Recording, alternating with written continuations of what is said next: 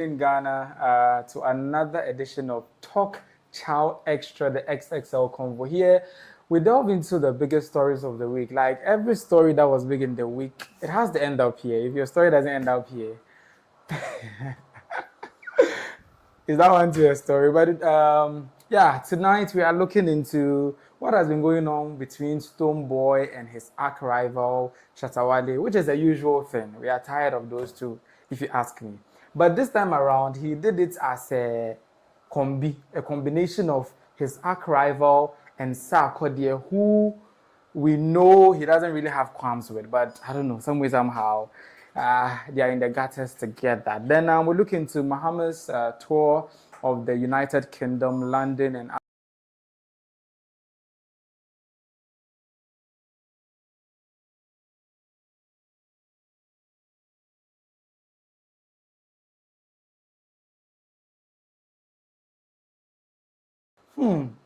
or not too far cold by the chrono and swimming, like basically it's a submerged under the heavy downpours of I think June 2nd, 3rd, and 4th. And we'll give you a little bit of a rundown on that. Also, I also came across a petition that the new patriotic party gave to the European Union ambassador, and I'm like, hey, are you? We'll talk about it. Then Sam George, of course, he's like basking in the fruits of his labor. In fact, the interparliament was whatever they are doing right now. The way that he's saying things there, Estonians will catch there. But finally, we'll look at the bill that he championed as NAPO 2 speaks, even though nobody asked him. But me, I think nobody asked him, but well, all that and more on this episode of Talk Chaw, but I will not be doing this alone, as I always say. I'll be doing this with my panel, whom I'll introduce right after this. From the stables of iChris Studio, where bold ideas take center stage. For all the big conversations and bigger perspectives, Talk Chaw Xtra is the place to be. Talk Chaw Xtra, Ghana's first live podcast with a premier vibe.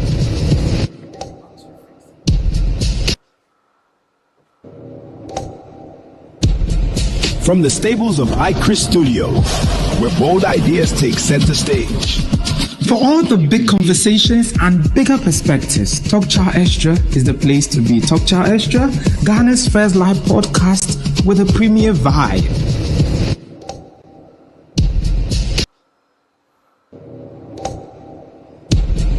From the stables of iChris Studio, where bold ideas take center stage. For all the big conversations and bigger perspectives, Talk Chaw Xtra is the place to be. Talk Chaw Xtra, Ghana's first live podcast with a premier vibe.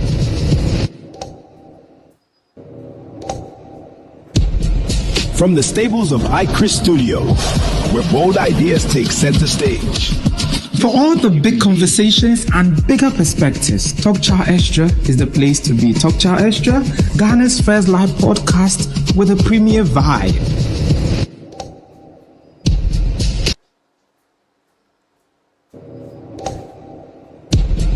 From the stables of iChris Studio, where bold ideas take center stage.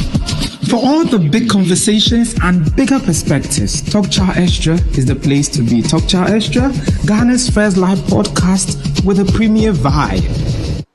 Okay, so welcome back from that. That wasn't supposed to be a break, but ended up being one. Very sorry about the long one there. Sometimes I wish. Let me just keep quiet before they come and sack me from this country. Country, get 5G. Is that one to a country? Let me introduce my guest. Why? Before they come and sack me from this country, as I said earlier. Tonight, I'll be doing this with my all-new panel. Like, this time around, I think the show, it's gradually becoming unpredictable. And I'm loving it. Like, I'm absolutely loving it. And as you always say, ladies first, right? Tonight, I have a lady on the show. The lady in the midst, Mayra is back. Drum rolls. Mayra, how is the feeling like? Running away, coming back like you never left. I didn't run away. Are you sure? Yes. Okay, so tell them. I just had to go get my energy back. So it was like refueling. Went and refueled, like you are re-energized. Wow. That's very good. Sometimes you need to take a seat back, unwind, and come back stronger. It's very, very great. So, my second panel member, to a guest to be precise, George. Chumesi, you can remember him from that other episode, you know.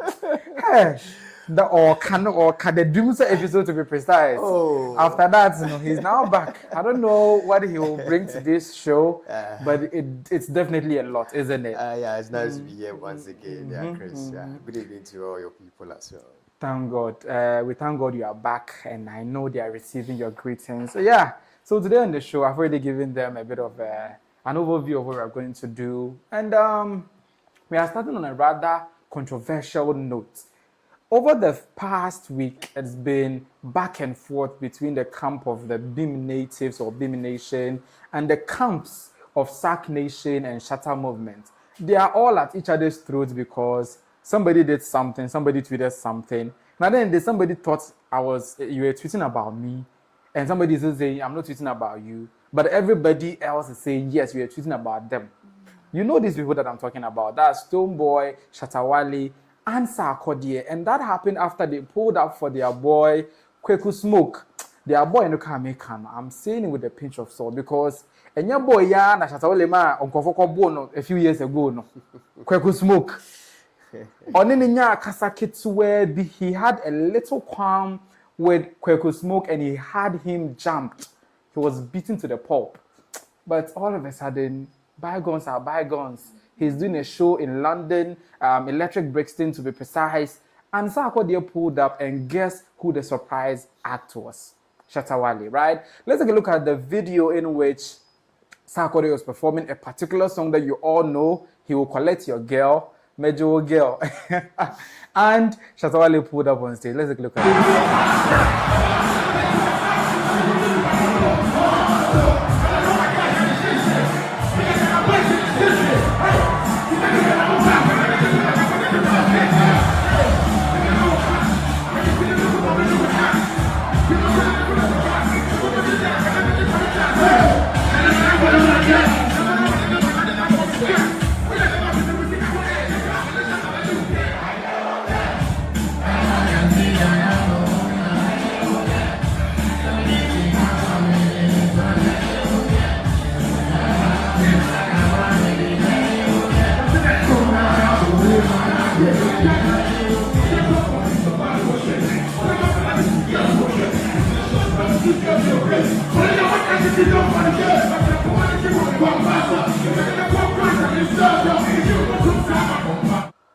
Okay, so as you saw right there, the bromance was given.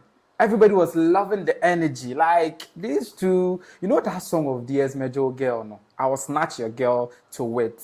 It's one of the most iconic collaborations of our decade, the last couple of decades or the last decade. But surprisingly, it doesn't have a music video. And according to Sarkodie, that's one thing that stresses him out can I say stressing him out to the pulp? Yeah, but it stresses the hell out of him. That is exactly what I want to say. But he didn't allow that whole thing to muddy their shine on Kweku Smoke's London show at the Electric Brixton.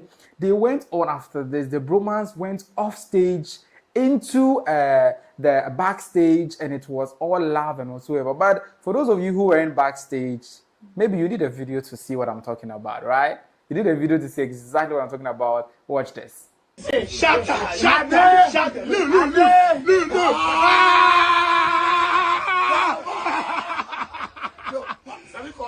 You don't call me. We go do on this week. Don't worry. Bro, this is what we need. Big smoke or no smoke.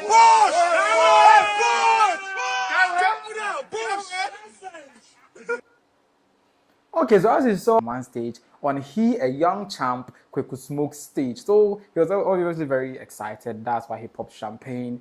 But just when we thought everything was perfect, everything was like the best it can be, the bromance is given, everybody's happy, it's a jubilant mood. That's when somebody woke up around dawn, in the wee hours of, I think, Sunday or so, to drop a tweet. We were asking, where was Louisa when this man was dropping that tweet? Because I'm not understand. they've gone to do their bromance thing. Come on, obi any aje, or more poppy champagne. Everybody is trending. Only for him to drop a particular tweet. The tweet, no. Tweet now, because while we read it, you'll be like, well, this is like stray bullets. But take a look at this. Okay, so this is Sarkodie's recent reaction on the particular incident that happened. But let's look at what exactly Stonebwoy tweeted. Stonebwoy tweeted something that read like this: two guys have been faking to each other based on interest and timing, convenient friendship. Even the devil hates that. And he left an ellipsis on it for us to continue with all the other words that we want to continue with. Right? So he has a lot to say, and he woke up at that time of the night to say it. According to him, two guys have been faking each other based on interest and timing, convenience, friendship. Even the devil hates that. So, Stonebwoy, you know what the devil hates on. Maybe the devil too hates something other than people faking a bromance. They also hate somebody trying to steal somebody's shine. Maybe the devil also hates that. Oh, you guys don't think so? Now, for those of you who don't know the rundown, I'll leave you to read some of the commentary that pelted social media after Stonebwoy dropped this particular one. So it's a slide. Take your time. Those of you who are watching us live on YouTube can read some of the comments. Ghanaians and the mass Stonebwoy after drop his tweet where as a shade, it's like a shade thrown at Sarkodie and Shatta Wale.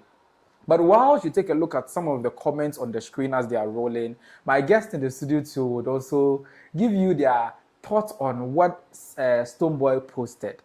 Ladies first, right? Do you think that Stonebwoy was referring to, what do you call it, Shatta and Sarkodie when he said two guys have been faking each other? Okay, so before I answer that, I want to know at what time did he post that? At dawn, like very early in the morning. While they were bromancing and yes, like around that time now that their bromance was trending. Okay, so I'm actually being fun. This is hard, but I believe it was to them, even though it wasn't direct. But that's a straight bullet, at the time, everything was going on, and oh, come on. He could do better. Yeah, because you said two guys. Even if you said some guys, we can say, okay, some two guys be that he saw in his window when his wife, okay, let me shut there. When he couldn't sleep because of me, they did he was looking through his window and saw two guys. And he said that. But he said two guys. He mentioned two. Yes. And we know the only two guys who were doing something at that moment were Shatta and Stonebwoy. Sarkodie. Yes. By the way. What do you think? Do you think Stonebwoy is having an uneasy sleep? He's not able to sleep because some people are progressing and he is retrogressing. Oh, it's not about other people being progressive or something. But as Mayra said, we cannot directly say it was them. But in Asante Tree, we say something in the proverb. So wait, who the culprit? Wear it. Let them wear it. Exactly. So looking at the kind of tweet, you could even imagine that. Definitely, he means to say Sack and then Shatta. You know, it doesn't click, but they are trying for you to click. But you know, oh, I mean, you also say it doesn't click. No, that's what he's trying to say. Okay, that's what he's trying to say. Okay, I thought you were joining. No, not at all. Not at all. Okay, You see, what we want for the country is that at least they are the biggest artists, musicians and artists, and so that we want to see them at the forefront, putting Ghana first, so that at least Ghana too can be somewhere. But now, if you bring this kind of desperation and then division, I think we wouldn't see the country. Yeah, it wouldn't be the best. Yeah, it's not the best. And social media gave it to him. Sure. The slide that they were watching. I don't even have the mouth to read some of the things that people wrote. And it's even more. Just like Ghana will give it to you. Yes. No matter who. Because I thought people loved Stonebwoy. Oh, doesn't matter. He was the darling boy of the industry. It doesn't matter. Where did we throw the love? But once you go wrong, Ghanaians would. Oh, we are just rooting for the bad things. Ghanaians, I believe that's how we work. You see, when you are doing the good things, the praise is quite limited. But It's limited. limited. One wrong. One wrong. Then everybody will come out. And to be fair, Shatta Wale is one free guy. I don't know. I think that's what I actually like about him. He's loud. He's himself. So the fake whatever faking each other. Two guys have been faking each other. No. I think previous years and then even those years, people known them not to be friends, not to. Yes, they had their issues in the past. Yes. Obviously, they used to be cool. That's why they did songs like Dancehall Commando, Mejo Girl, some other songs, MVP, VIP. Those songs they used to be good until they came at each other's truth. In fact, they didn't even come at each other's truth. One came at the other. That's Shatta Wale attacking him. But then I believe it's the fans fueling their beef. They could easily settle this. Squash it and all those stuff. Fans, they're like, I'm a being fan, I'm a Shatta fan, and it's always giving some this one. So they went through that phase. They fighting and all those. I mean, Sarkodie had to drop a diss song for him. Yes. And I think that this song really sat in. Because after the diss song, the man, Shatta Wale, like he was cool for a while. Then he started rewriting, retaking his steps to reconnect with his brother. So we realized that over time, he started saying positive things about Sarkodie. When he was just saying bad things, Sarkodie is poor, he's this, he's that. The later he started saying, I don't feel the guy. I'm telling him to sing. There's one way that Shatta Wale can do. He can do you basa. But when he wants you back in his life, oh my God. Obey the whole or the that form, he'll go and interview and be admiring Sarkodie. Sarkodie is the biggest. So yeah, and Sarkodie never told the last. So is it a vibe? Sure. So and in recent years, we've seen them do stuff together. Sarkodie endorsed Shagzy. Shatta Wale's ride-hailing service. We all know it's booming, and Sarkodie just endorsed it free of charge and all those stuff. And even Shatta Wale himself came and said Sarkodie secretly bought cars for him to invest into his Shagzy business. You know Sarkodie did. When he does papa to you, he will not come and announce. And that's the best way too. So he didn't announce. But unlike some people that I know, even if they give you 5 cedi, they'll come and announce. But Sarkodie's Sarkodie's own, when he bought the cars. And who are the people you're talking about? I didn't mention it. As he said, I could see him who the car fits, let them wear it. So he bought the cars, and I think Shatta Wale himself went on TikTok Live to expose it. And he even apologized that he's sure Sarkodie doesn't want it to be out there. Obviously, many people have been saying that about Sarkodie. So when some of the people who know nothing say he's stingy now, because everybody who comes out of the closet or any place to speak about Sarkodie's goodness, but it's Chris, always with that kind of issue, do we know one who is stingy? Do we know? Yeah, do we actually? It's because he doesn't throw money. He's somebody. When he meets you in public, he will not throw money.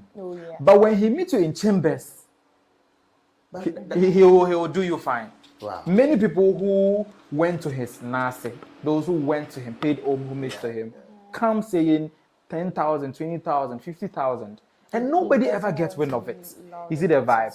So moving away from Sarkodie's goodness in chambers, and Shatta Wale brought it in the open. We also saw that when Sarkodie was doing his Rapaholic homecoming in Kumasi, Shatta Wale pulled up all the way from Accra to here to come and make it successful. When he went back to, Shatta Wale went and did launched Hot Wave, a phone brand that he was endorsing. Apparently, he's a co-owner of the China phone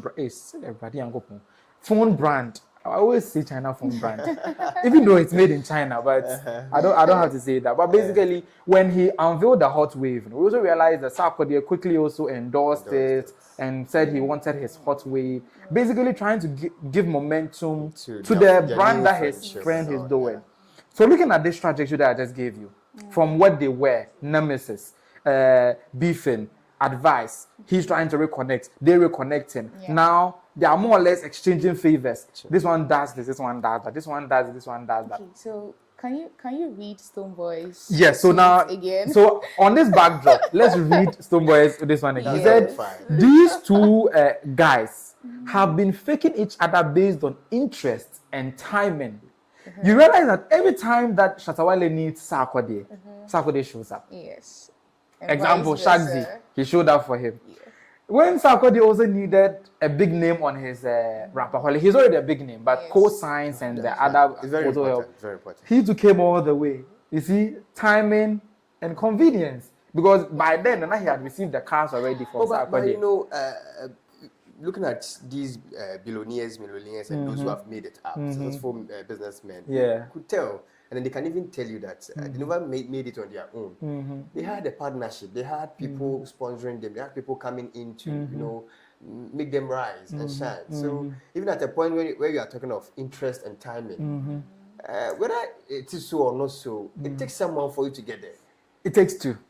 That is the Right. point. So if he has gotten Shatta Wale to be his partner in crime to get to it's the so destination, fine that- then it's fine. Yes, why not? It's more or less like a healthy alliance, That is healthy But relationship. after all their beefing and all of their reconciling, you could equally say they're just using themselves in a way. So it's either ways. So that's the reason why this tweet by Stonebwoy begs the question: why are you? Even you know some things be a man. We see it, but we don't say it. That is the Yes. point. Like even if they are faking it, Just let So it he's go. we saying love it it. wasn't necessary. he wasn't necessary. He has a himself, point, though. he himself has a song, Therapy. He says, "I like the way you lie to me." He himself knows sometimes it's a lie, but he loves the lie, or he enjoys it. It's like that. Why is that so? Because it's because of the person lying to you. Because listen, those two can be enemies. They can fight forever. And Sarkodie will not say anything. He like the way that Stonebwoy was, Shatta Wale was insulting him. He won't say anything. I remember Yes. he said something like it's not worth it. replying Yeah, to you are not worth the people. back and forth. Yes. So he'll keep quiet. But Shatta Wale would have dragged it to the grave. Yeah. So we are happy that at least this one he didn't drag it to the grave. Sure. He himself now has gotten a sober reflection and worked his way back to his Yeah. brother. So he probably saw Reconciliation that is he one could of the get best something ways. from him. Well, it's a problem. But at the end of the day, who goes into business to lose?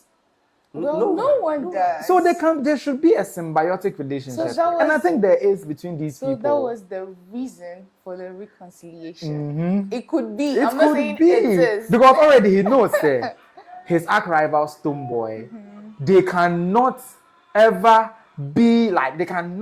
get to the point where like they are really, really cool. You know, after they are Ghanaian incident at the TGMA, they reconciled, they took pictures, they wore a cloth. You saw that whole Yeah, thing. all of that. Where did it end? It ended ended in up the like mud. something, So he knows very well that if there's anybody in the industry at the level of his, at Shatta Wale's level, who he can know so they can have a safe and stable relationship, it will be Sarkodie. That's it. Because Stonebwoy, they can be smiling today, the next moment, next day. Igwe Mafia is doing something else. Yeah. It's not also about Igwe Mafia being bad. It's also about you, Shatta Wale, to doing something else That's somewhere. the point. Because we're in this country where common stadium back I'm moving using a different dates.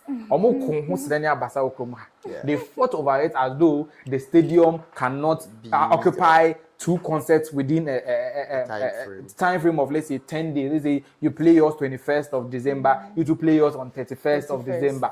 They were fighting over it as though it must happen on that very same day that they both want to. So they know very well, so both of them in there, click and click it. Yeah. And when you're the partner in crime, somebody that is quiet almost all the time. Oh, yes. Sarkodie. He will never reply to you when you are beefing with him. At all. He will never also do anything against you too. He will just keep quiet. And when he enters the studio, he may drop a love song like advice for you. Yes. You see the vibe? But you know, that advice could be a sort of a statement to you. A lot of his music sometimes is somewhere, yeah. And Shatta, we know once he feels attacked, will reply. Will reply. Unlike our man Sarkodie. So I think that relationship between them, it's fine. And in as much as I also feel it's also convenience and timing kind of relationship, because always they pull up for each other. It's always like this one is helping, this one is helping. So I'm waiting for the day that one doesn't pull out for the other. Then They see start what fighting, happens. because that's the same thing that happened back then when they fought. Sure. Apparently they came together on a glow deal that they are both supposed to charge a certain amount, and Sarkodie's team went and charged a different amount. You don't know the reason why they charged a different amount. Instead of you to go to your brother and ask him, what happened?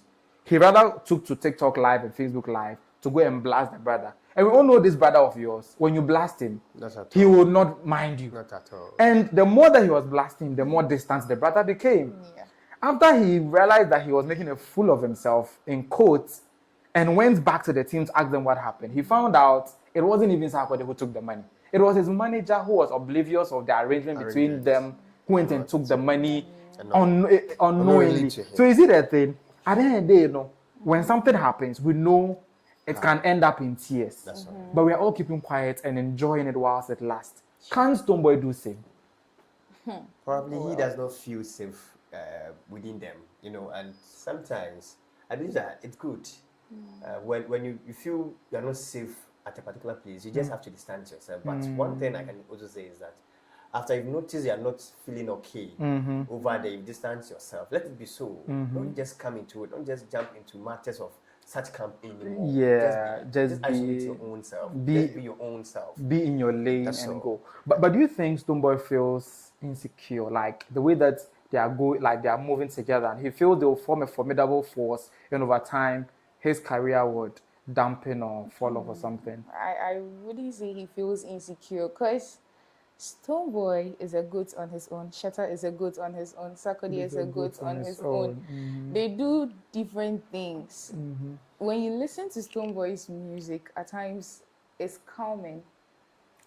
When you listen to Shatta, he's so loud. Yes, When you Kai level. When you listen to Sarkodie. Sarkodie, he gives the Stories, advice. Yes. He's pleasant to listen to, easy on the ears. And his rap at times, honestly, I hear nothing because of the tree. Okay, yeah, because of the tree. Okay. Yes. I thought maybe So- because of the sometimes he tongue twist, rapping no, fast. Okay. The language. Yeah. Okay. So I wouldn't say he's feeling insecure, because what he does, people love it. What they do, people love it. So they should be in their own lane. Simple. But according to a tweet by Clinton in the slide that they watched, Stonebwoy posted that tweet at 5:36 a.m.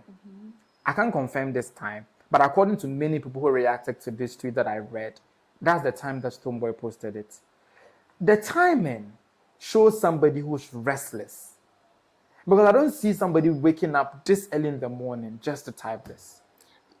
Is he having nightmares? I mean, 5 in the morning. Yes. If the timing is correct. Yes, 5:36 I actually a.m. see nothing wrong with it, because waking up at 5 is a normal thing. Yes. And when you wake up, the first thing you do is to grab your phone, Oh, yes, go on people Twitter, do. and go and post people that. People do. Waking up, and then I can remember there was this interview with Dope Nation, and then one of them said when he wakes up, the first thing he does is go on his phone. So yes, it's, And go on your phone and tweet about your colleagues. so he was aware that show was going on. Yes. So when he woke up, and then maybe he saw whatever that was going on, he immediately tweeted that. So you are indirectly saying he's just referring to Stonebwoy, it's Sarkodie and Shatta Wale. Yes. If it's Even though his fan base is denying it. oh come on, we would definitely his fan base. We would definitely deny it. But you To know defend- deep down. Oh it is yes. this one. To I defend think You you know, have- Chris, you are from the marketing department, and in terms of market leader, follower and all that, Yes, you know, yes. I can say for them they are all market leaders. Yes. But in the case where we have two market leaders forming a team, which is quite solid and formidable, at a point in time, although you're doing something different from what they are doing, they can also at least train someone in your capacity Yeah. to also start from there. Yeah. Then at a point, it may worry you. Depend on, Yes. because these posts that you are posting, we know that you are very good. You do things on your own, but it suggests that at a point it seems you are afraid that they Yes. may Because overtake you. Sarkodie is a huge force, so he has Sark Nation behind him. Shatta Wale is a huge force, he has Shatta Movement behind him. Those two coming together, the market share that they would get is not the same as how much he will pull beam. single-handedly as a beam nation. Yeah. Okay, true. So if he's feeling insecure, I get it. But must it lead him to do this? Because it's speaking jealousy, Yes. right? Because what if they are faking it? And so what? Let's You so- fear them. let's You see the vibe. You to go and connect with your godfather Sanini, yes. or find another young charm, Black Sharif, or another person That is the to point. connect with. Then you also form your connect. Or better still, use Stonebwoy, your relationship with Sarkodie, even though it got severed a few years back. I think in 2019 when you Stonebwoy now punched his manager in the eye. Oh, so- You almost removed Angelo's eye. Yeah. One eye open. So it severed your relationship small, but he did damage control. One thing I love about Stonebwoy is that how he comes back from his shortcomings. It's good. At this point, it's not a secret that he has anger issues. He reacts spontaneously. Sometimes he reacts wrongly. Yeah. Because when you recount what led to him throwing his hands to the point of hitting Angelo's eye, only a few bloggers were there. And Sarkodie's team were able to contain the situation. Stonebwoy's team were able to contain the situation. Quickly, they started working a way to control the damage that has happened. Something Shatta Wale is very bad at.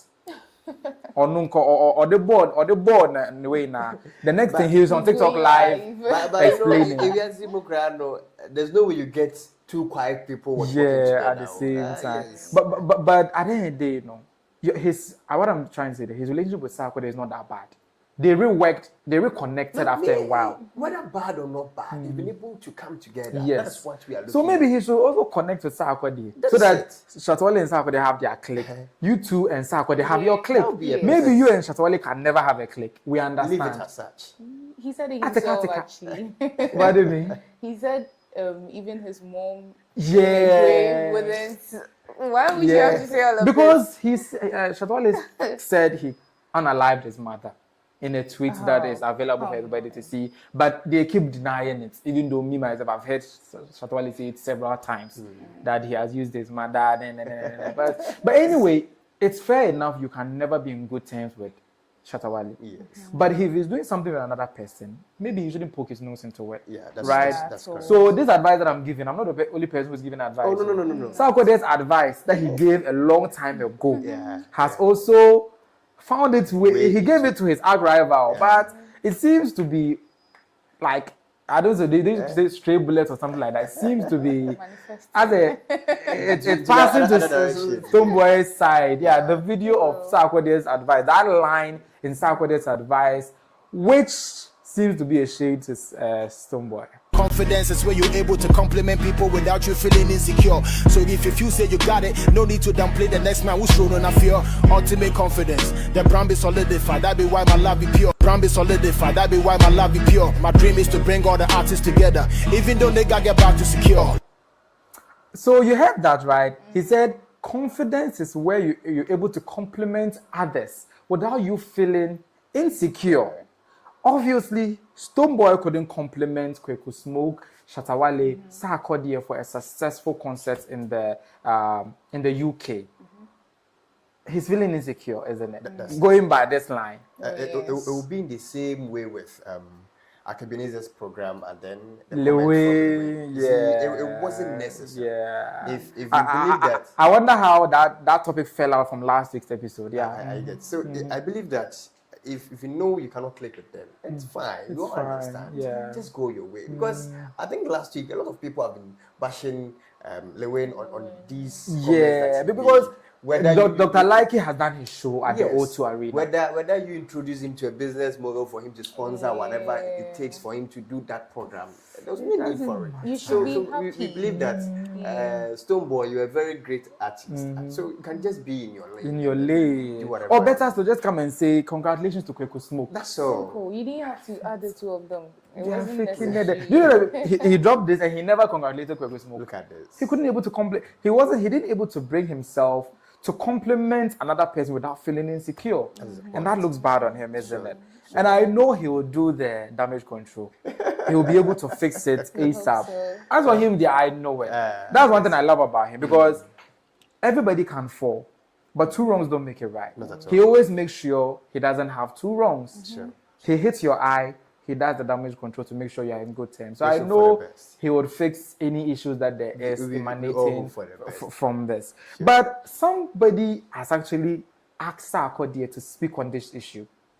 Actually, that's Adesope, Nigerian Afrobeat journalist and African culture propeller in the diaspora and beyond. Asked Sarkodie about that tweet.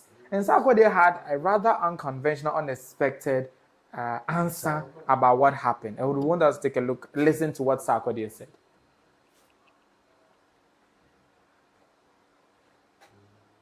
Then issue now. Big trending issue, the tweets, maybe over 7,000 retweets, some crazy number comments. What did you, I had my thoughts about that. I didn't think that that was a message for us as a culture. And I didn't think, again, that timing as well was, you know, it was, but I spoke to him, he had some, but what are your thoughts about that tweet? Let me be honest. I always like, because of energy, I always like people to, I would like to hear it come from him and saying that it's you and Shatta Wale I'm talking about. But if he puts out the tweets, maybe the timing and what we did. And people are going to take, that's what I said to him. Exactly. I said, no matter what you're talking about, even if you're talking about your own brother in your backyard, people are going to grab that right now. Listen, I've been there several times where I think there was a time that I literally sent one of my boys to get me gari and groundnuts, sugar with milk. That's my favorite food. Wow. As a hustler, that put me through life. Bro, that's everybody. Oh, come on, bro. We call it Casa Flakes where we're from. Exactly. And I missed it and I sent him to buy that for me. And literally I posted back to Gary Soakins when I was about to eat. Yeah. And all the narrative was, I'm talking about the president, this and that. I never came out to debunk it, but if they knew what was happening at that time and how Ghanaians were like, oh, they're telling us that now Mahama is back. I'm like, how does this got to do? I'm literally in the kitchen. So I don't want to play that part where my brother says something. Because it's happened to you too. Exactly. You know, so you don't know if that's exactly what he's talking about. If he meets me or he texts me and say, this is, then I will have a way to speak to him. But I don't want to delve, and I haven't had no conversation with him to really know exactly what he was talking about. So I really don't want to delve into it. But it was a beautiful energy. We don't have to like. Facts. Yeah. 100%. And back to it, it's over the years, when Ghana has any beautiful moment, there's something that distracts it. And I think with this, you might think it's funny, but we need serious prayers. This winning moment. No, it's no. I'm not trying to be funny. Like, no, Sarkodie's laughing in the background. Check what my people are saying in the comments. If you have any comments for us, yes. So there's beautiful moment that happen in Ghana, but for some reason something comes up, whether intentional or not unintentional. Then it kills that whole beautiful thing that's happening, and I don't know where that is coming from. We might have to pray to be able to break that, because we. Okay, so as you heard right there, Sarkodie's reaction to what Stonebwoy posted is basically, sometimes it's just a coincidence. He recounted his own situation in which, I think somewhere last year, early part of last year, he posted back to Gary Granite and something on Twitter. Yeah. And people read meanings into it. Yeah. They said, because now you're Adodi, Nana Twaso is out. They are trying to say that Sarkodie is Gary and Granite and all those stuff. And he himself admitted that when Ghanaians were bashing him, giving him all the backlash that he's referring to Mahama as Granite, Gary Granite and sugar, he was in the kitchen trying to get some Gary Soakins to eat. And posted that because he was in the moment. But Ghanaians read differently. Yes. And as I said, he said he didn't even bother reacting because even if he's wrong, Sarkodie will not react. I mean, how does he process these things? But basically, so his position on the matter is that maybe, just maybe, Stonebwoy is a victim of circumstances. Like the way that he was just posting about the Gary lunch that he was about to have, and the Ghanaians misconstrued it. Is it that thing? So, do you think that Sarkodie is just playing safe, trying to maintain his relationship with Stonebwoy, or he's just being dumb at this point? I wouldn't say he's being dumb, because the Sarkodie we know wouldn't react to this, and someone is trying to bring it out of him. So he's just, I would say he's trying to find an excuse for to ignore it in a nice way. Yeah, in a nice way. Yeah, because sometimes you need to just give people the benefit of the doubt. Yeah. Right. What if he wasn't talking about me? It's all indications show it's me. Yeah, but what but if? why? Yeah. If? What do you make of Sarkodie's submission? Yes, I about think this? it's a win-win situation that he used over there because it is better for me to ignore so we could continue our relationship. rather than to respond to it and at a point we are off, we are no more. Yeah. And I think it's the best, one of the best ways to solve problems, conflict. And so I think he was right, in the right direction. In the right direction. And one thing that I loved about his submission is that he kept on calling Stonebwoy my brother. That is My brother may have, my brother may have. Like, this man is too perfect to be true. Oh. Because apart from he and Yvonne Nelson's saga, I'm yet to really find what is wrong with the guy that people are always having issues with. Because imagine what he said. If you know Sarkodie, Shatta Wale has reacted to this. And the way that he's reacted, if I bring it to this show, we'll talk about it for the next 1 hour. Is it a vibe? Yeah. But he started to skew the conversation towards the Sarkodie response line. So we'll leave out the Shatta Wale part. Not because some of you come and say because I don't like Shatta Wale, but it's not because of that. But if we go into what Shatta Wale tries or wants to say, not even he himself, his camp want to say about Stonebwoy relative to this. It's true. You see the vibe? But trying to change the narrative, skew the narrative towards a positive direction. I think Sarkodie's narrative was the best one. It's just the best. Yeah. Talking about Sarkodie's narrative, he also dropped I read it on Facebook, but maybe it's also a tweet.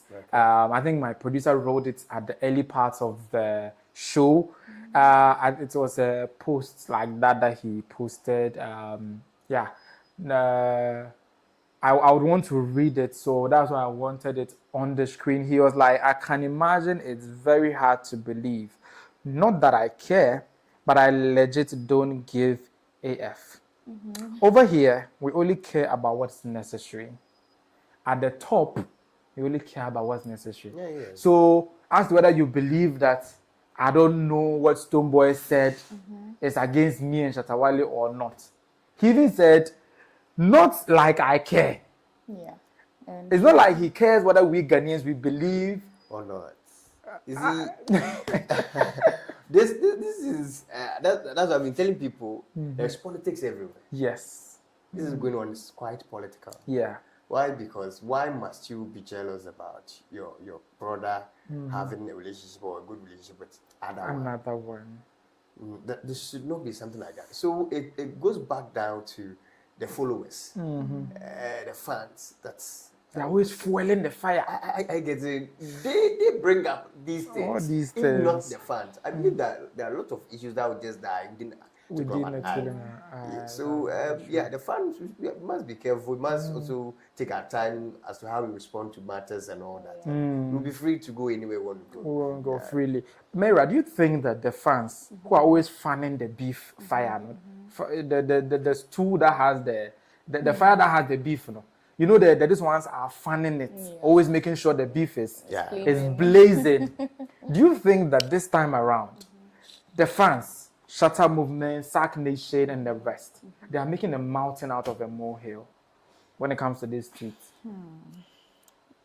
Honestly, this issue is something else, because as I said earlier, even being a being fan, but what he tweeted, I you don't agree. Yes. You don't agree. So if people will really be honest, I mean, being fans this time around, we should side with not entirely, because we don't know the reason. Why not entirely? Because it's not clear.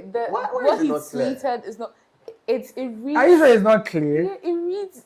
It could be different, We are all give it a different interpretation. Two people. Probably he woke up and then, as she said earlier, he was looking out his window and he saw two guys in his neighborhood who are always faking each other. You see, yeah. And coincidentally, Sarkodie and Shatta Wale too. You get it. Thank you. So maybe he saw them in the window. Oh yes. Mayra.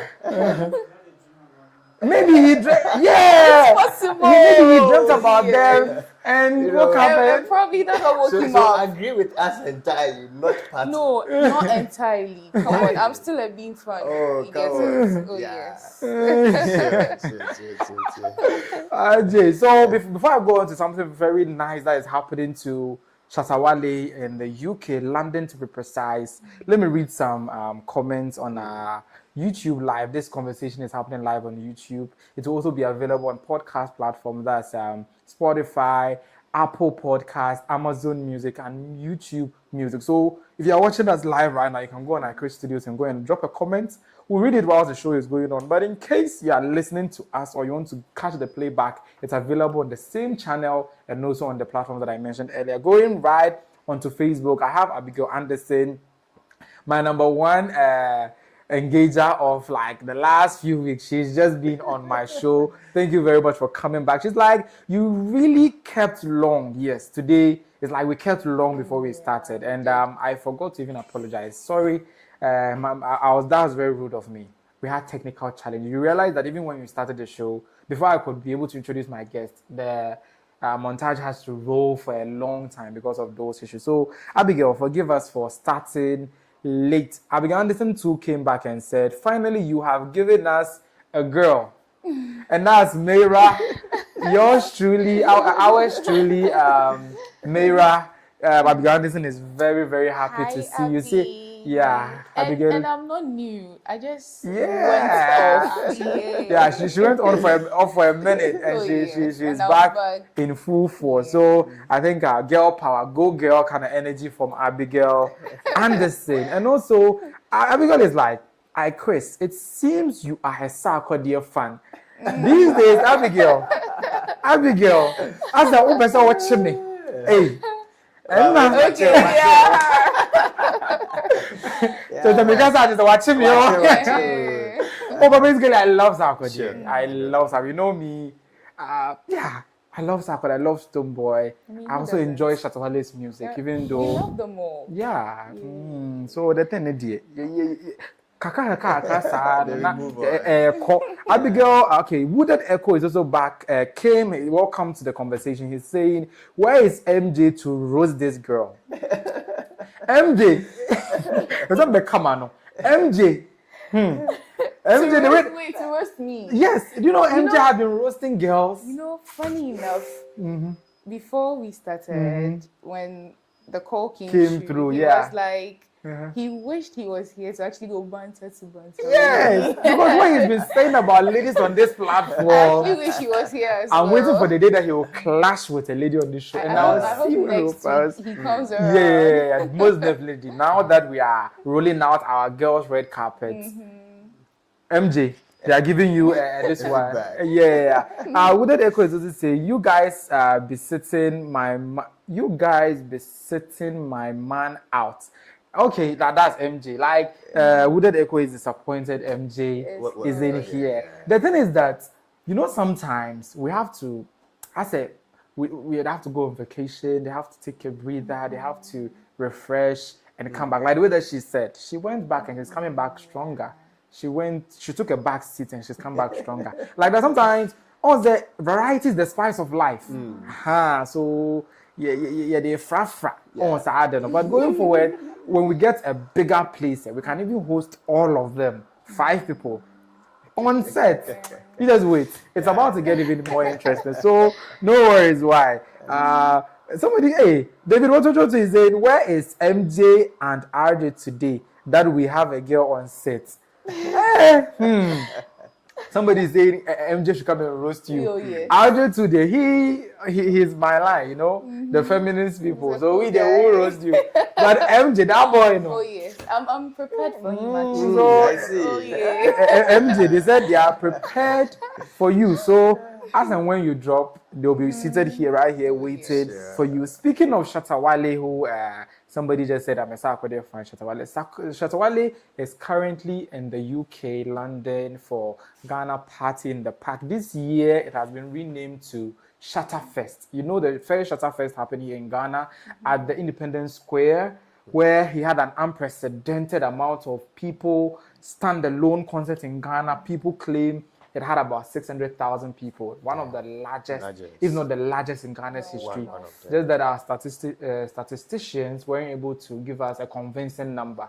But just that looking at the aerial shots of Shatta First Ghana, it was mind-blowing, right? This time around, he's taking that very same energy to the UK, London to be precise, for the annual Ghana party in the at the Park concert. But this year, they are calling it Shatta Fest, right? And that's why he's currently in the UK and happened to link up with Sarkodie, who's also promoting the O2 Arena show of his, that's Rapaholic, O2 Arena. And Kweku Smoke also did his Electric Brixton show. It's all like a bright spot for Ghana music. Shatta Wale said he's taking the advantage of the situation to shoot a music video. We all know he's very, very DIY, do it yourself, trying to also cut costs. He's not like my man Sarkodie, who always drops a million on a music video. I'm not shading him, but show music video being a he was shooting a music video on the streets of London, and what happened? And so, Kashe, take a look at this. I did only. Well, are you a vixen? Huh? Are you a vixen? Do you have a vixen? You look really good, you know. Thank you. Do you have a vixen? No. Where are you from? Ireland. Ireland, yeah. Can I just take a picture of you as well?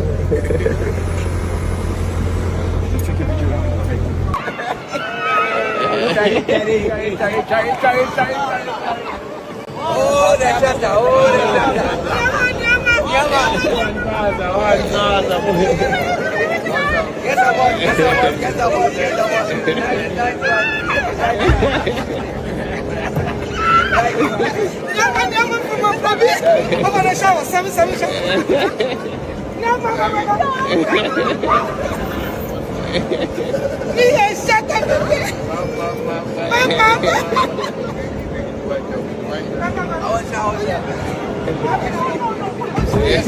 Nice one. That's how it is.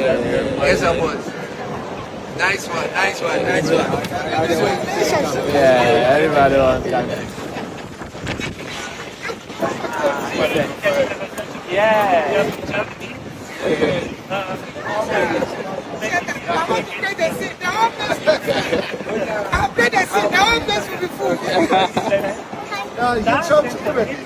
First target. Where are you from?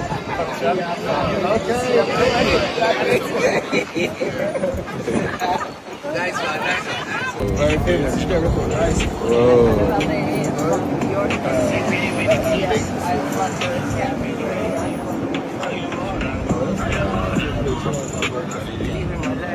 Global artist. Global. What festival on 1st August? You guys should come. Biggest.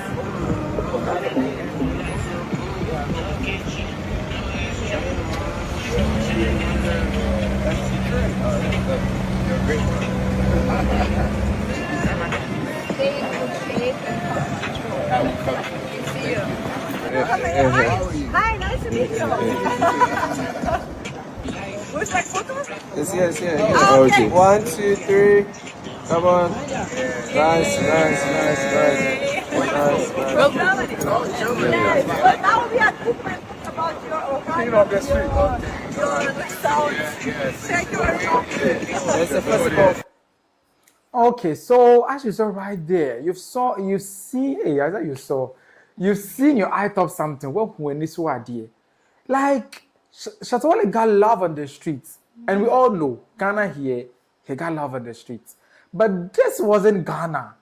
This was UK, the United Kingdom, London, the streets of London, and he was thrown like black people, white people, all the people that you can think about were coming for photos. I know by now if the autograph era was still in this one, they would have taken his autograph. Like some superstar vibe, yo.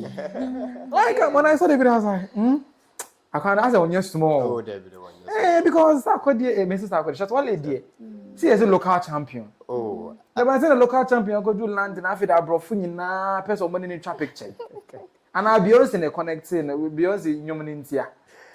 What do you all think? Is it because of the Beyonce collaboration, or he's getting all this love from the white people on his own merit? It can never be from one person. Even Cracker said, and to call William Baku definitely will be someone. So as I said earlier, in business, partnership is good. So with Beyonce, he might have had the exposure over there, and then he has also been doing well. His music going far and beyond, and I think it's okay.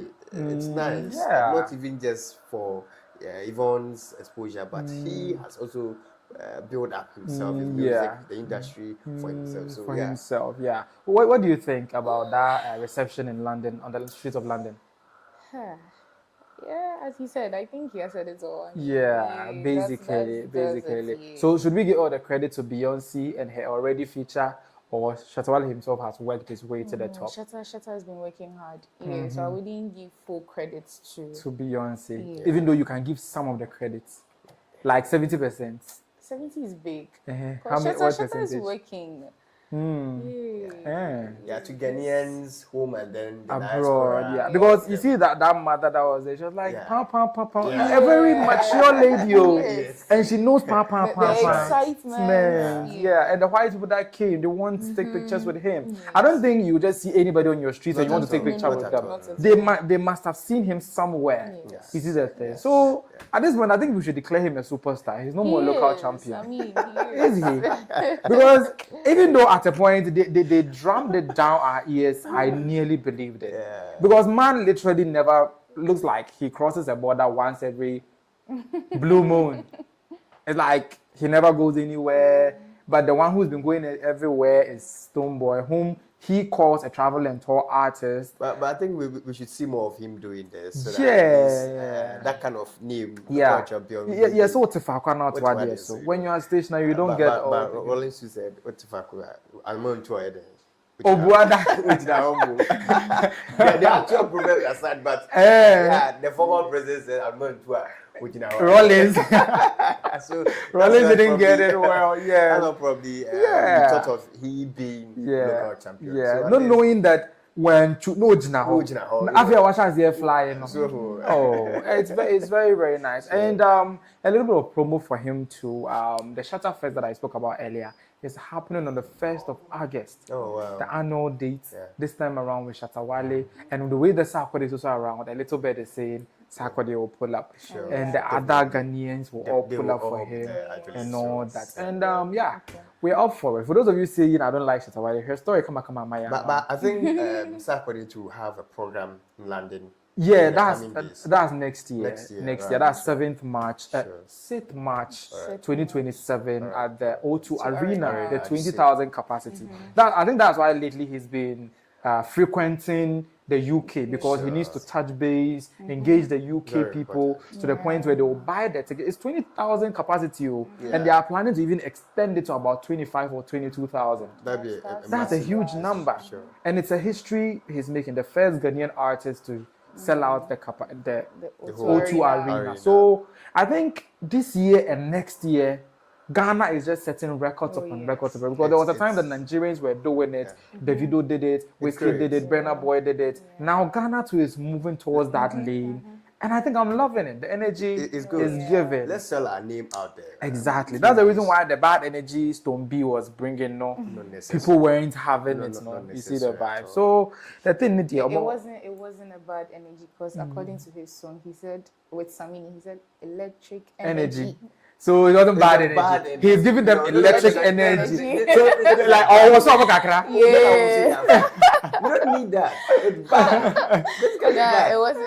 Why do I feel you don't like Stonebwoy? Are you a Shatta fan? No, I like Sarkodie. No, but it's like he's so hard on Stonebwoy. He's so hard on him. It's because we must promote the country. If you're bringing these things in, it doesn't. That's why I said he wasn't entirely right. No. But he was not right in any way. Yes. Whether they were faking it or real, it's none of his business. Well, we didn't know who he was talking about. He said two guys.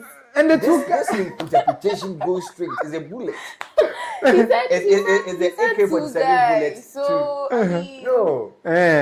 So we should cut him some slack on that level. Maybe he wasn't referring to something little, maybe like some 2% slack could be those joining us conversation live on YouTube is saying sending in their comment. You can also send yours, tell a friend and tell another friend that we are live. They should bring us their comments. And Wooded Echo is saying, okay, Wooded Echo is continuing our last conversation about MJ roasting. He's like, say it again, brother. The lady would have been in hot waters the whole show. MJ, the way that almost said with you know, but you're a toxic person, you are living your name. He actually said it. He himself said it, so yeah, but maybe we thought he was just, we should take you with a pinch of salt. He meant it. He's living it, and that's what I'm saying right now. You see that thing? David Watson also is saying, each local champion with this kind of love pan, I don't think at this point he's a local champion. And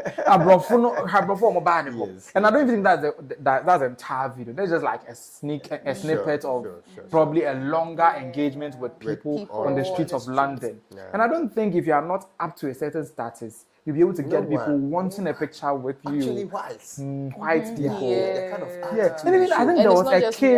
I think a kid and her dad came. Even the kid knows.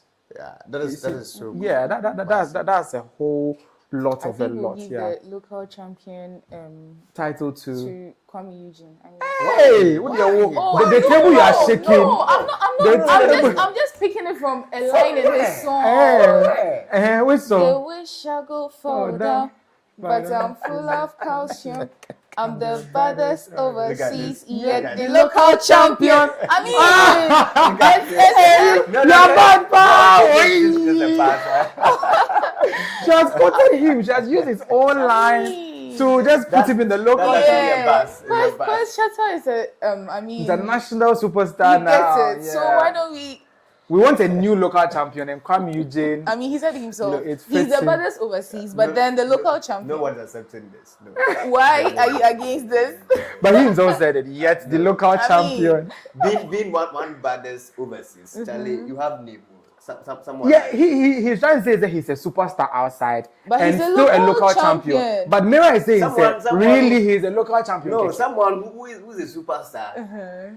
Can never occupy that kind of name as a local champion. I mean, he must at a point you must be called just one name.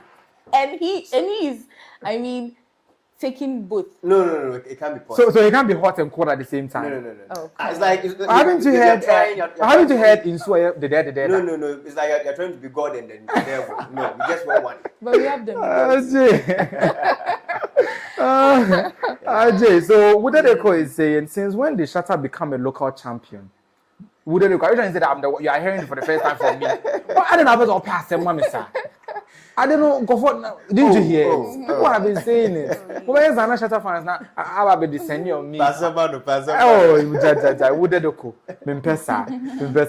So Abigail Anderson says, please give all the credit to Shatta Wale, please. He really deserves it. Yes, so we shouldn't give it to Beyonce. Yeah. No, at all. Yeah. So Abigail. We praising exactly. Abigail is also saying, George, be honest. Do you like Stonebwoy because your submission? Hey, do you like Stonebwoy? I do. Because your submission, she shouted, hey, with a lot of eyes. You get it? I do, because see, where the country we are progressing to, at least we must show forth what we can do. So at least if one or two people are trying to do something better, and then you bring in that kind of bad energy, and then you bring them down. But you are still dodging Abigail Anderson's question. Oh, no. Do you like Stonebwoy? Why don't I like him? What's my hesitation? You get? Why don't I like him? He's normal, No. But it should be easy to say, oh, I like him. No. But you're finding it difficult to say you like him. He's answering a question with a question. Yeah. Let's say in a class, we have kind of number of people in the class, about 200 people and all that. No one can be like a closest friend to you. But do you like all him? can be a friend. Yeah. But you may have one who's close to you. So that close, is Sarkodie. Sarkodie. And I get it. But then, do you like him? We are not saying you hate him. I do. Hey, That was it. What do you feel like? They're just saying it just to. Oh no, To cut my Yeah. I have a friend called KBZ. I think when you go to TikTok, it's at KBZ, you find, KBZ. you find him. And his real God, I think, is Stonebwoy. And Yeah. a lot of the time, I've been listening to the music, and I'm in the same place with him. So at least You listen to the song some, get it, but yeah. have you played a Stonebwoy song on your own No, before? no. So meaning you don't like Stonebwoy. No, that doesn't mean I don't like him. You don't. But you play Sarkodie songs on your own. So you mean because I didn't listen to an address by President Mahama, I don't like him? Is that what I said? But truly, you don't like Mahama. But you don't like him. Come again. Let's be honest. But You you don't don't like. You don't like him? Do you like him? I do. He's in the news, though. Oh, yes, So when yes. we get to him, show your likeness for him. Right. Abigail say, okay, Abigail said, I'm already loving Mayra. And she added some emojis. So I think the girl power is connecting really, really well on the show today. Thank you, Abigail Anderson, for the love. Moving on to people who are also posting stuff and ending up in deep waters and being backlashed. Another lady who's just served her term, Hajia4real, has also reportedly, allegedly made a post on social media. Anyway, what she posted, I was like, when I saw it, I was like, this girl, but what's the more? Hajia, yes, what you do? Yes, we didn't mark or dinner on Mother's Day. Meanwhile, I'm more my meal. Ojo about what time about wife or Nikunu age and I am mad, caught Mother's Day dinner. Unia, since also see scammer. Hey, I'm speaking to they said you've snatched somebody's husband, you've snatched somebody's kids on Mother's Day, you are a romance scammer, a fraudster, a cunning person. All the bad names are on you. So where did you find the courage to allegedly write this? She wrote, and I read, yeah, they hate, but they broke though. Right? Particularly, I want you to see that particular tweet by Hajia4real for yourself, so that it wouldn't be like me that I put it on. I don't know why that particular thing is not on the screen right now, but it's there for you to see what exactly she posted. Sitting pretty in her room. This lady, she's pretty. We all know that. And the caption had people talking. People descended on her like a thunderstorm. And I was feeling pity for her. You know, she's my home girl, right? Apart from the recent news that it's making rounds about her. She's one person that has a lovable character, very beautiful, as you can see on your screens. So I was beginning to be sympathetic for her after her backlash, after she appeared on the TGMA. Only for me to see this, or it's a fake account, because it's reportedly it's posted by her. If it was by now, I believe that Should have debunked it or something, because it's been going on for about a few days now. Yeah.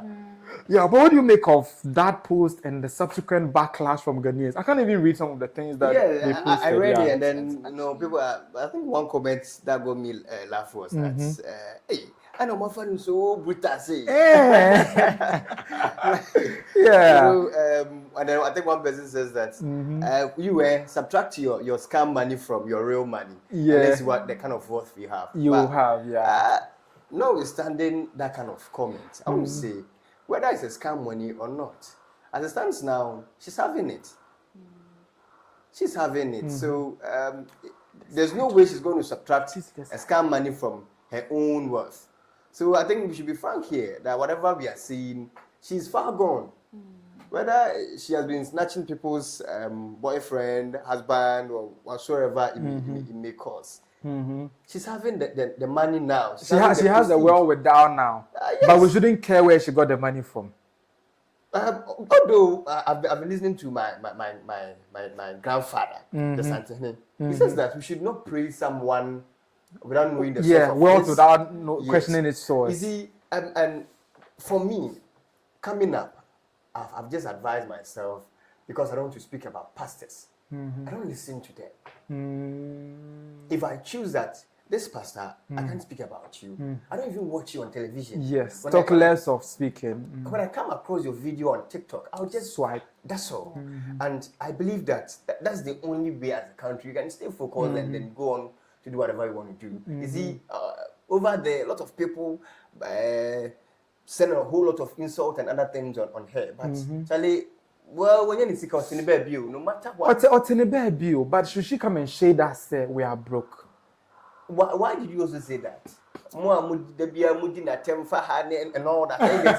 The thing is that she's an ex-convict. And obviously we know people. Does that It matter? does. Somebody said in the comments that No, I should be rolling that road on your screen that broke is better than ex-convict. It's never true. It's never. You don't agree with the person? No, not at all. That's on him. Why? Because let's say you are an ex-convict and then you've come back to have your money and all that. You can do whatever you want to do. Just that probably you cannot travel outside. You are broke.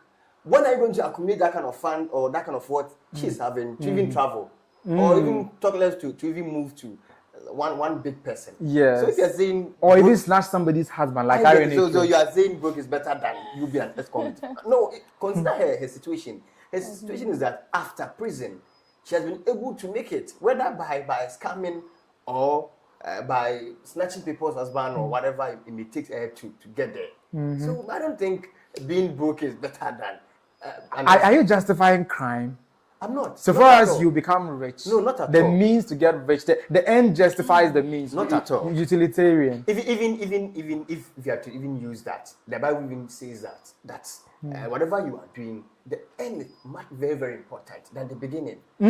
Yes, because So you may when start she was well. doing the romance scam, no, No, the beginning wasn't important, but the money that she made was I'm important. just busy on whatever you just asked me. See, the issue is that you start well, and at the end of the day, see, your life becomes some way, and then no one respects you anymore. But let's say you were an ex-convict, and then now you've been able to put up yourself together. Is your current state not better than your old state? I'm not justifying the fact that crime is good or something. No, but at least for her to have come up to get her money, whatever it takes, at least we should leave her rather than to talk of the fact that I mean, how is that she comment. getting that money I never now? sided with the person to say that broke is better than being an ex-convict. But like, I want to agree with you, but ex-convict is a big thing, Oh, though. come on. You have a docket. No, listen. We had a number of people who have not traveled before, but they've made it here. They've made it here. Is it? That doesn't saying being an ex-convict. One of the difficult things for you is to travel. Yeah. So if you At this point, she cannot travel back to the US, though. I don't think so. but Because she was deported. But she's having her money now, isn't it? She's having her money and now she's using it to rub in our face. She's rubbing her money in our face. And people are not like, it's better we are the way we are as you are claiming than to be like you who the whole world knows is a criminal. But then the money in question, where is that money coming from? From the romance scam, allegedly. And now too from snatching people's husbands, allegedly. Arenekyo, Richard Nyamakwe. But then, I don't know. I feel Ghanaians, we usually don't ask why people are doing something. This, post of hers, she said they are what? I'll They say, hate, he said, but they are broke though. yeah, they hate, but they broke though. This is not the first time they are throwing shades at her or maybe saying bad stuff about her. And she has come to write this. So it's either this time around someone said something which actually pushed her To post that, yeah. Because this is not the first time Hajia4real is being trolled on the Internet. Because I think recently when she went to the TGMA to go and present an her award, outfit. She was trolled. People were like, issues, yes, she was people were like, why trolled. would TGMA even bring a criminal onto our biggest That is stage? insidious. What I don't understand. Yeah. Why must you be tagging her always being a criminal? But is she not?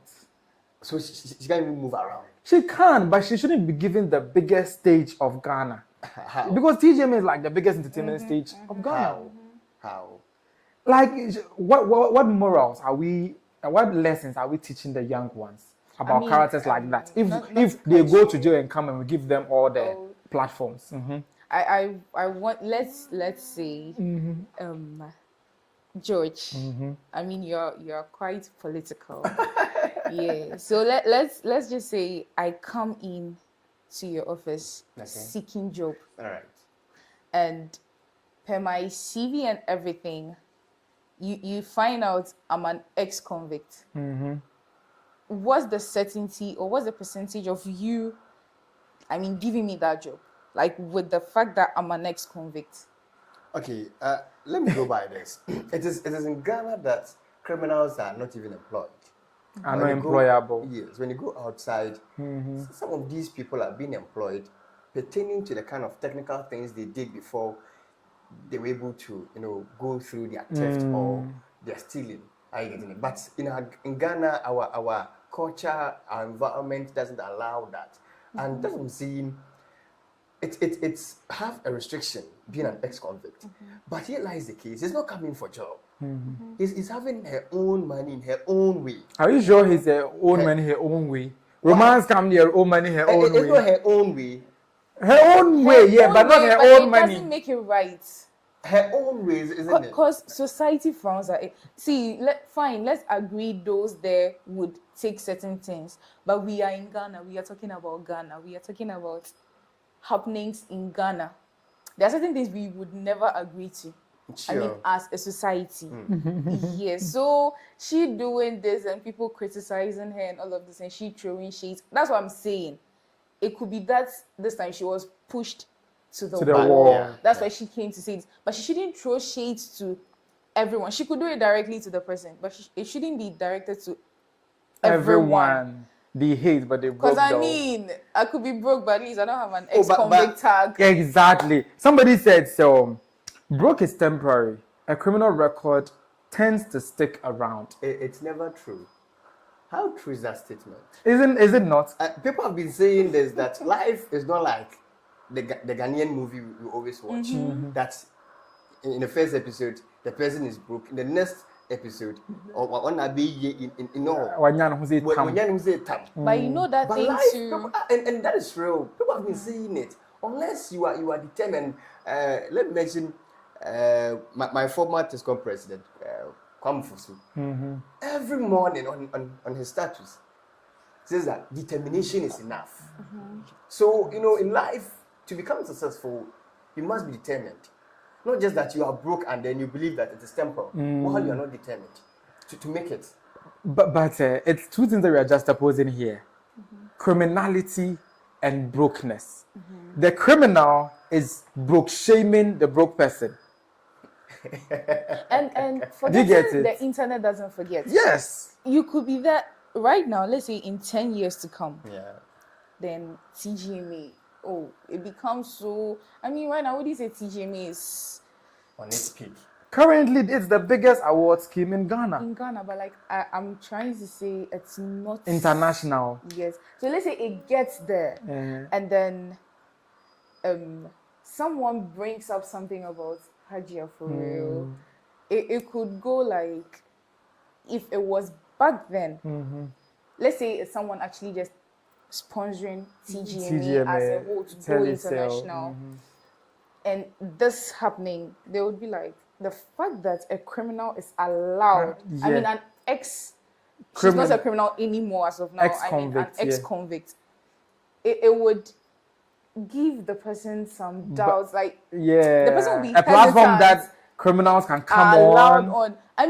People are giving second chances, but this is business we are talking about. Yeah. And in society, in other countries, nobody wants to associate with such people. That's true. It's true. So it would limit the investor confidence. Get it. So 10 years to come, if she's still on that stage, it could still happen. But I still stand on grounds that if she's ex-convict, I don't have a problem.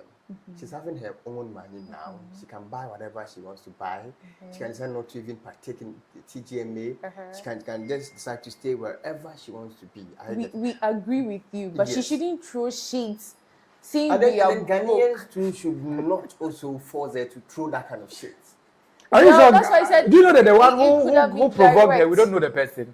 But all the broke people in Ghana are now pissed. It's not all the broke people in Ghana who said that. You see? So that's sometimes but do you know your idea can say constitute a percentage in the whole population? Yeah. Because your idea that you are having, someone to maybe having the same thing. Yeah. So it's quite true that whatever the person said, we have a number of people saying the same thing. Yeah. Just that it's not everyone saying it, but because they are saying it, it's they. So using the they, she's right to use the they. Just that we believe that it covers. Yes, so that's why all the broke people are in the comment section lashing out at the head, because you cannot have a criminal record and come and be broke shaming us. So somebody says something funny in the comments. She said, I thought we all agreed to stop cyberbullying after Beverly Akpaglu after she passed. And I must see you mourn finish. Hey, comments, but when you read some of the comments that are rolling on the screen, because like somebody came and said, beautiful. The person said beautiful ex-convict. Somebody said beautiful criminal. Like every time they want to identify as a criminal. By now she's asleep or she's having some fun. Yes. That's it. With somebody's husband. Whether someone's husband or not. iChris. Definitely. Oh no, or something. Oh yeah. It's really, really that bad. But basically, I felt it was unnecessary. Well, that comment of hers about they hate but they broke. But Ghanaians too, Africa. Massa, I don't know. Like I don't know. You only move you don't have any in which the Ghana for your pekasa. Your casa, I bet you big child. I don't know when Jamie Casa, your brady a child. Come and throw shade, you make it worse for yourself. So now, Homeland Security of the US has released their list of arrested worst of the worst. Like the people that they've arrested, the worst of the worst. It's a list that they usually release of the top criminals that they've arrested. Guess whose name was part? Guess whose name was part, please? A woman or a man? Dara Hajia4real. She was part of the worst of the rest, arrested by the Homeland Security. So her name, arrested in Philadelphia, Pennsylvania. Her name, Mona Monterage. Her crimes are just fraud. I've seen they've cancelled the money laundering parts, but basically she's one of the worst of the worst. And that's Mona Hajia4real has been listed in the US's Department of Homeland Security's arrested worst of the worst compilation, which identify foreign nationals deported or facing deportation over alleged serious criminal activity. How about my brother, Abucheka? Or he's no part. He and some other people too are in a different story. But I think I left it out in this episode because of how. But he was also, they've brought out a detail about his links with Lancaster and other four. Yes, I think some twins be that they are arrested and some other people. Is it about the 18 million or? Yes, the $8 million scam. I think they are trying to say that he's part. Whether they like it or not, two of them has already been arrangements, and I think Lancaster have already been arrested in the US, and they are waiting to extradite Abutu there to go and continue with them. He's already on radio doing, I don't know since when the court cases turn into interviews and whatsoever. But machines with them free stories but what they are bad. So the publication includes individuals classified as high-risk offenders with the list featuring 32 Ghanaians linked to various crimes. So, as you saw right there, arrested worst of the worst. I think the thing should be rolling on your screen. Worst of the worst. The same list, also has 124 Nigerians. So Ghanaians were only 32. Nigerians. 134. But they never carry last though. Nigerians never really carry last. But you know the funny part. Nigeria, Ghana is a very strong bond. Yes, between us, yes. And here lies the case. We are the West. Yeah. You must be careful. It's serious though, because but iChris, you know, are those people not more criminals than we are? The US people. Yes. But one thing is that they always want us to look bad. Yes. Because when they don't make us see- look bad, investment will come our way. When I was on the last episode about the issue of our health data and all that, that's a total crime to have proposed to Ghana to submit a data That bio breaches data our privacy. That is the point. Yeah. And when we do, they'll use it against us. But you turn around to come and tell us that we are more criminal Than you. But I see, look at this. You are giving us a 5-year contract, but you want our data for like 20 years or 10 years or something. What for? What for? They are doing worse crimes, but when the African does it, they want to trumpet it to the whole world, so they will see that Africans, that's how they are. And in that vein, they'll be able to withdraw services like PayPal and the rest. It's about with those time we excuses. protect our people. iChris. It's important. We must look into it. And That's why this time around, people like this fix the Ghana lawyer crowd. What's the name? Oliver Vamaho is solidly behind Abu-Trika. Not because he thinks Abu-Trika is innocent, but it's because he thinks every extradition case brought into the country always goes through, and he wants to be that lawyer who once stood against one.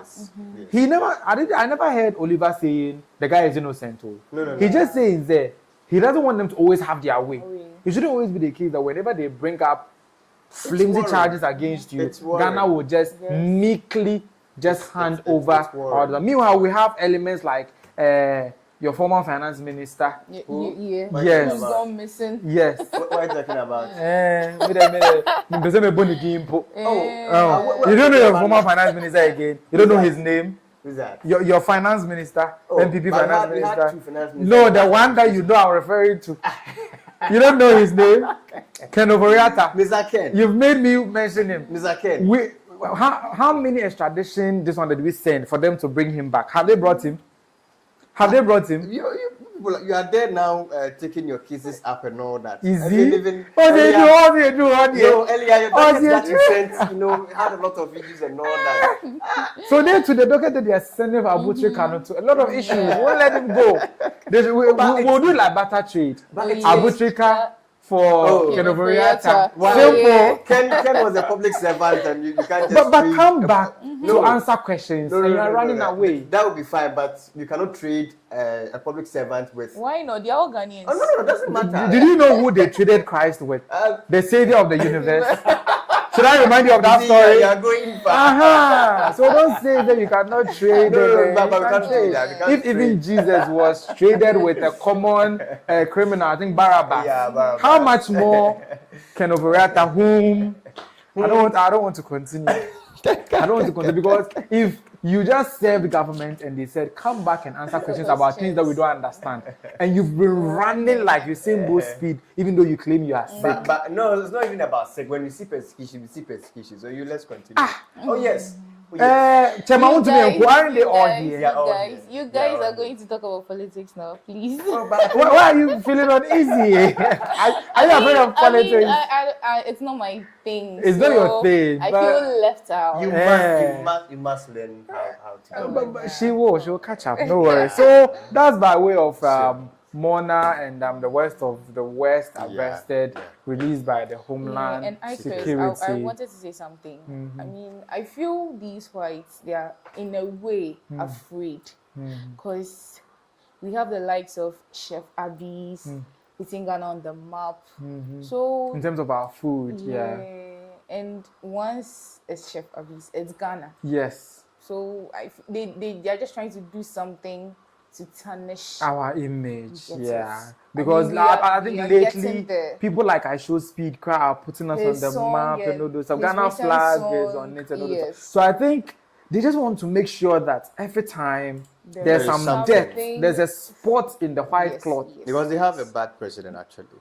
Hey, don't mention him on my show. If you don't know him, mention that man. We can't, I mean. But The moment you mention him, trouble, don't mention that's him. the point. You can say whatever you want to say, but don't mention him. But don't, yeah, actually. Simple, because I don't want any trouble. The last time they mentioned him on my show, I had trouble. Serious, serious trouble. I see. So now I'm very, very much so So basically, that's what has been happening on the streets of those who've been posting stuff on the internet and those who have been published on the internet. But moving on, the president of the country, His Excellency John Dramani Mahama, has been touring the United Kingdom, making rounds there, engaging with the diasporans, visiting them, basically making profound statements. He even had a breakfast dinner, breakfast, they call it what, briefing, meeting. Yeah, breakfast meeting with the Prime Minister of the United Kingdom. And at the end of the day, it was all rosy, it's really, really, really, really nice. We all saw what transpired. A lot happened. I cannot give you all the rundown. But one thing that took center stage and was making rounds on the internet is this particular video. Take a look at it. My name is Bevelyn. I'm 18 years old, and my question is, my name is Bevelyn. I'm 18 years old, and my question is, how does Ghana plan to attract more foreign direct investment in a way that ensures that there's no resource crowding and displacement of domestic businesses, especially as a young person with future business ambitions? Thank you very much. Thank you for your question.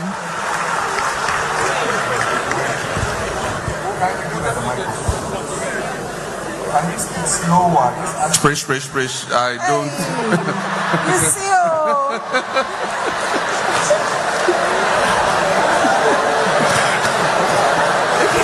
Take your time. Speak slowly. Please do it one by one. Thank you. My name is Bevelyn. I'm 18 years old, and my question is, how does Ghana plan to attract more foreign direct investment in a way that ensures that there is no resource crowding, so like raw materials, like employment? Oh, there's no resource. Yes.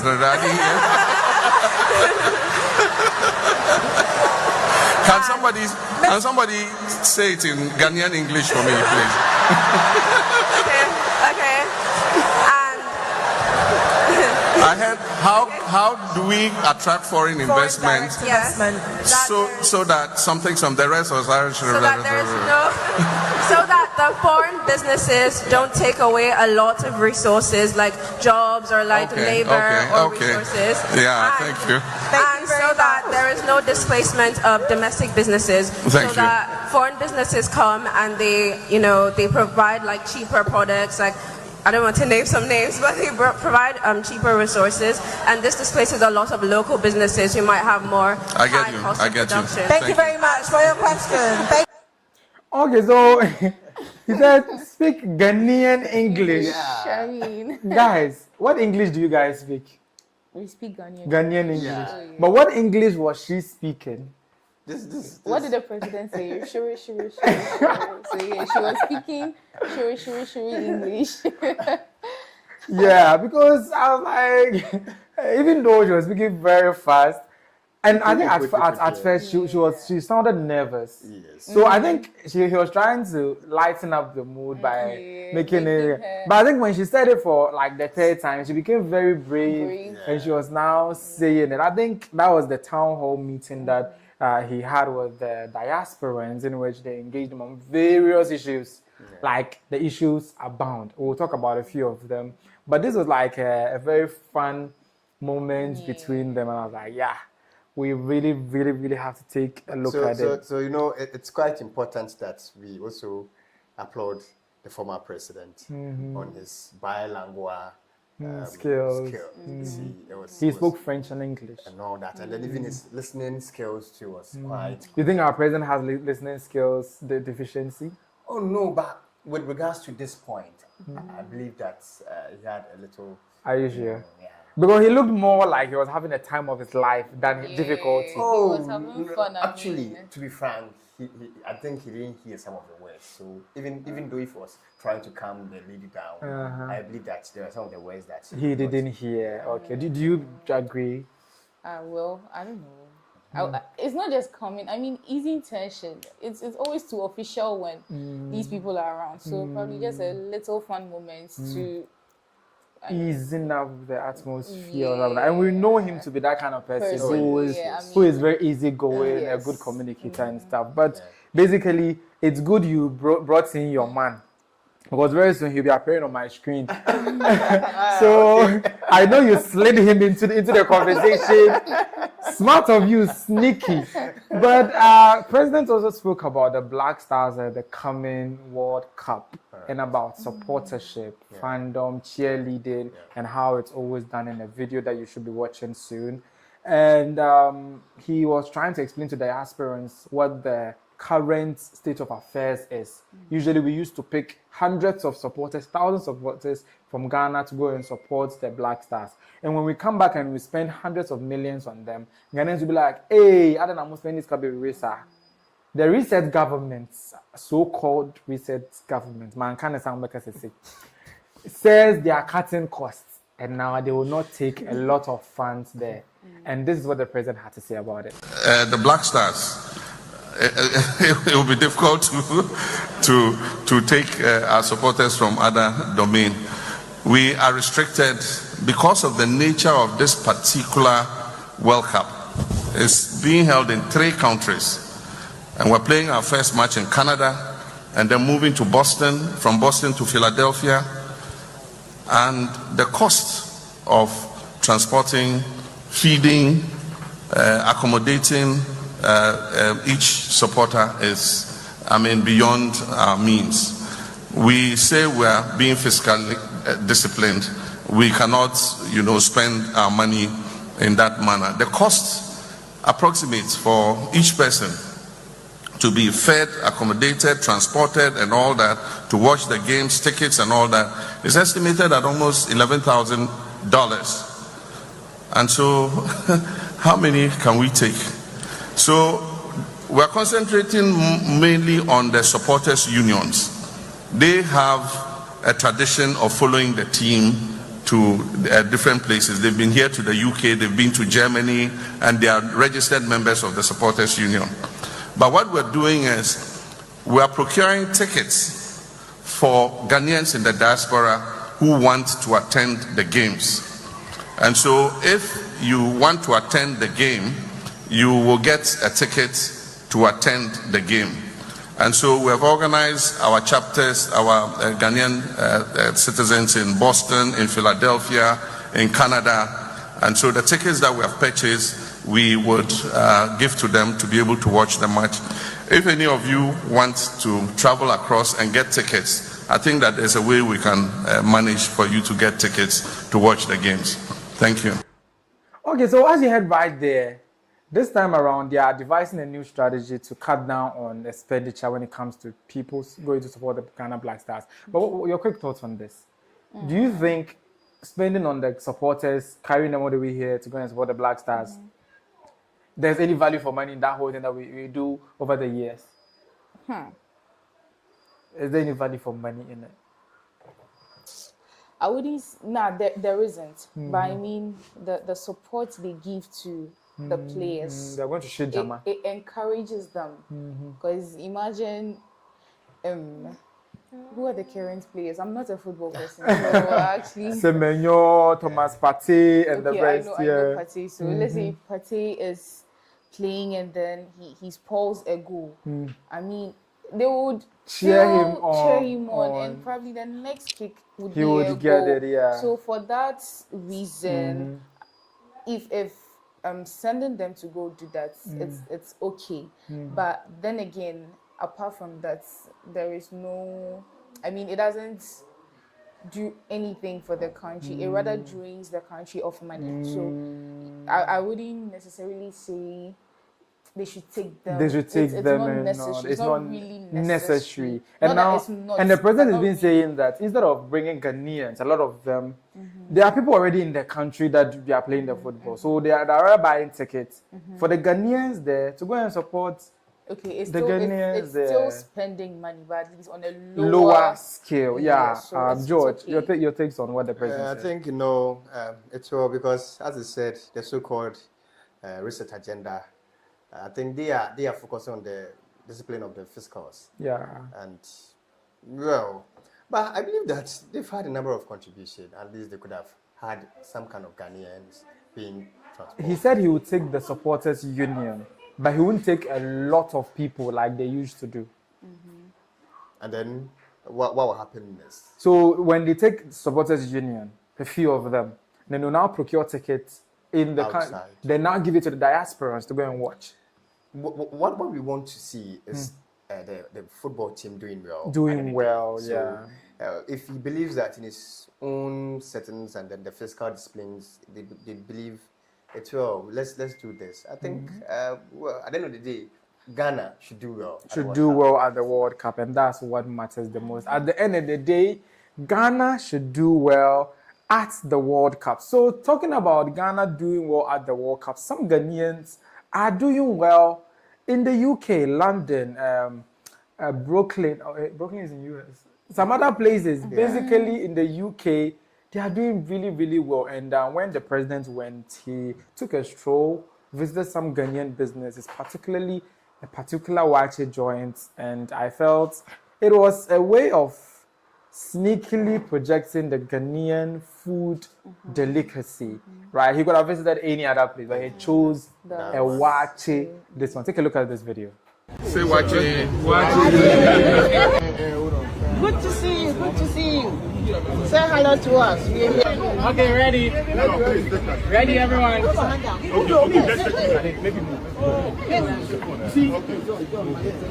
All right, ready? My commissioner coming.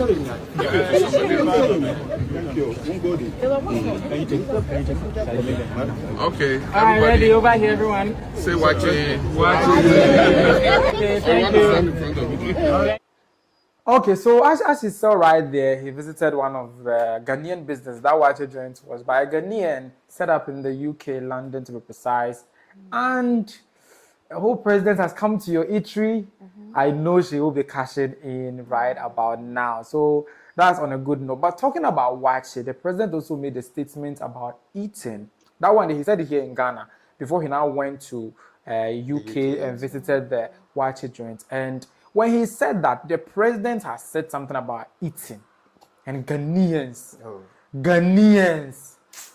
hey, what they were saying, only God knows. Listen to them. By 7 o'clock, eat your dinner and don't eat again.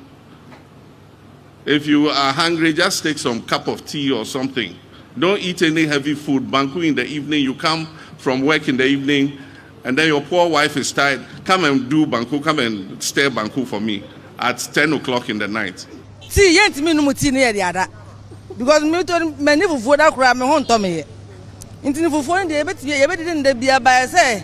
Yen they say boy home buying. I fear home. Into near Canada, Nisha said by Juma. Because maybe see coming one me mushi. If I close for work, I will run when I chop by 12, 11 when I will chop. What kind of food have you been eating at that time? Fufu. And you have been quite the or say fufu any abem kwanya ade acheso hey o presidency jaidi was answer can't taste your taste inside the thing that he said we shouldn't eat no. He says after 7 just take a cup of tea, small cup of tea, you will be fine. Also what the undi fufu a won to we hey mami o president kasa no. He also went abroad to recommend waakye. I think waakye too is lighter. Yeah. But these women and people, they don't want to give up their waakye whatsoever. What do you guys think about the waakye development and the food thing and the reaction from Ghanaians? Yeah. Chris, I like the woman very, very well. No, you see, the comment that she gave, I think is one of the best comments you'll hear from any Ghanaian. And I must say, probably the president has forgotten his background. Oh, yes. Because as a political leader of which always you are telling us to patronize made in Ghana Kufuor don't know how hard life is and all that.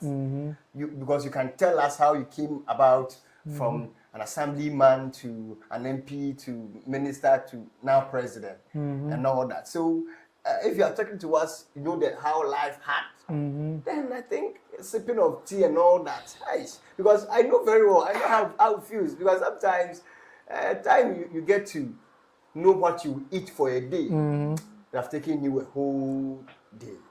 Yes, because the money isn't there. The small that you have to manage it. So manage it to buy small tea. No, tea. So that you go hungry again. No, you must eat just one food. That you can at least go away with it. But he's coming from the health angle. No. That's the health angle that he's coming from. He's like, when you eat heavy food late at night, it disrupts your... I don't think when you are dealing with either poverty or very finding it difficult to get money, you think about health. Hey! Oh, yes. George! Come on. Yeah. That's what I'm saying. Probably the president has forgotten his roots or something. Because now they are giving him tea small. He wants all of us to take tea. Yes, because he told us that Kufuor doesn't know how poverty, how hard life is. Because all that he knows about one of these days that's the car cost and all that. Yeah. So let us have that kind of feel from your roots. Yeah. So you should tell us, go and eat your fufu as much as you want. Yeah. But when you die, you get kidney problems. Oh no. Are you sure? No. Have you ever the same view that the president has forgotten his roots? I've been smiling all this while. Yeah. I mean, for the first time, I'm actually siding with him. Hey. A little. I can't believe it. Now let me explain my reasons. So, speaking from a student's perspective, I mean, I wake up in the morning, I have an early morning class, I get to campus, and after a day's stress and all, probably I get back to my hostel around 7 to 8, and you expect me to take tea and sleep. What's the tea? Oh, come on. No. It wouldn't work. I mean, I'll wake up in the middle of the night to find something to eat. At least he should have mentioned some, even if he had said rice. Rice or the water that he was presenting. Or maybe a PC. But you don't say I take tea and sleep. Like he's encouraging us to eat light. No. Understanding on the health side, very understanding. But as I always use the Ghanaian society, come on, it's not because the comments, the women. And then again, people take things too serious. Most with these comments, it was just trying. But because the way that he was saying, you will say your wife to stand by cook for you. It was light. Yeah.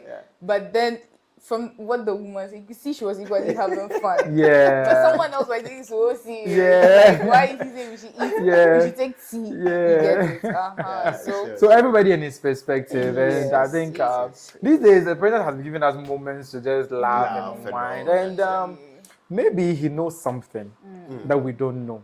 You know the Mahama care thing, the health data. If it's showing that a lot of people are turning up with liver, lung, and kidney problems, probably to inform the president's stance about it, because this is not the first time he's speaking about something related to health. I think there was a time that he was describing, I think, dialysis or something.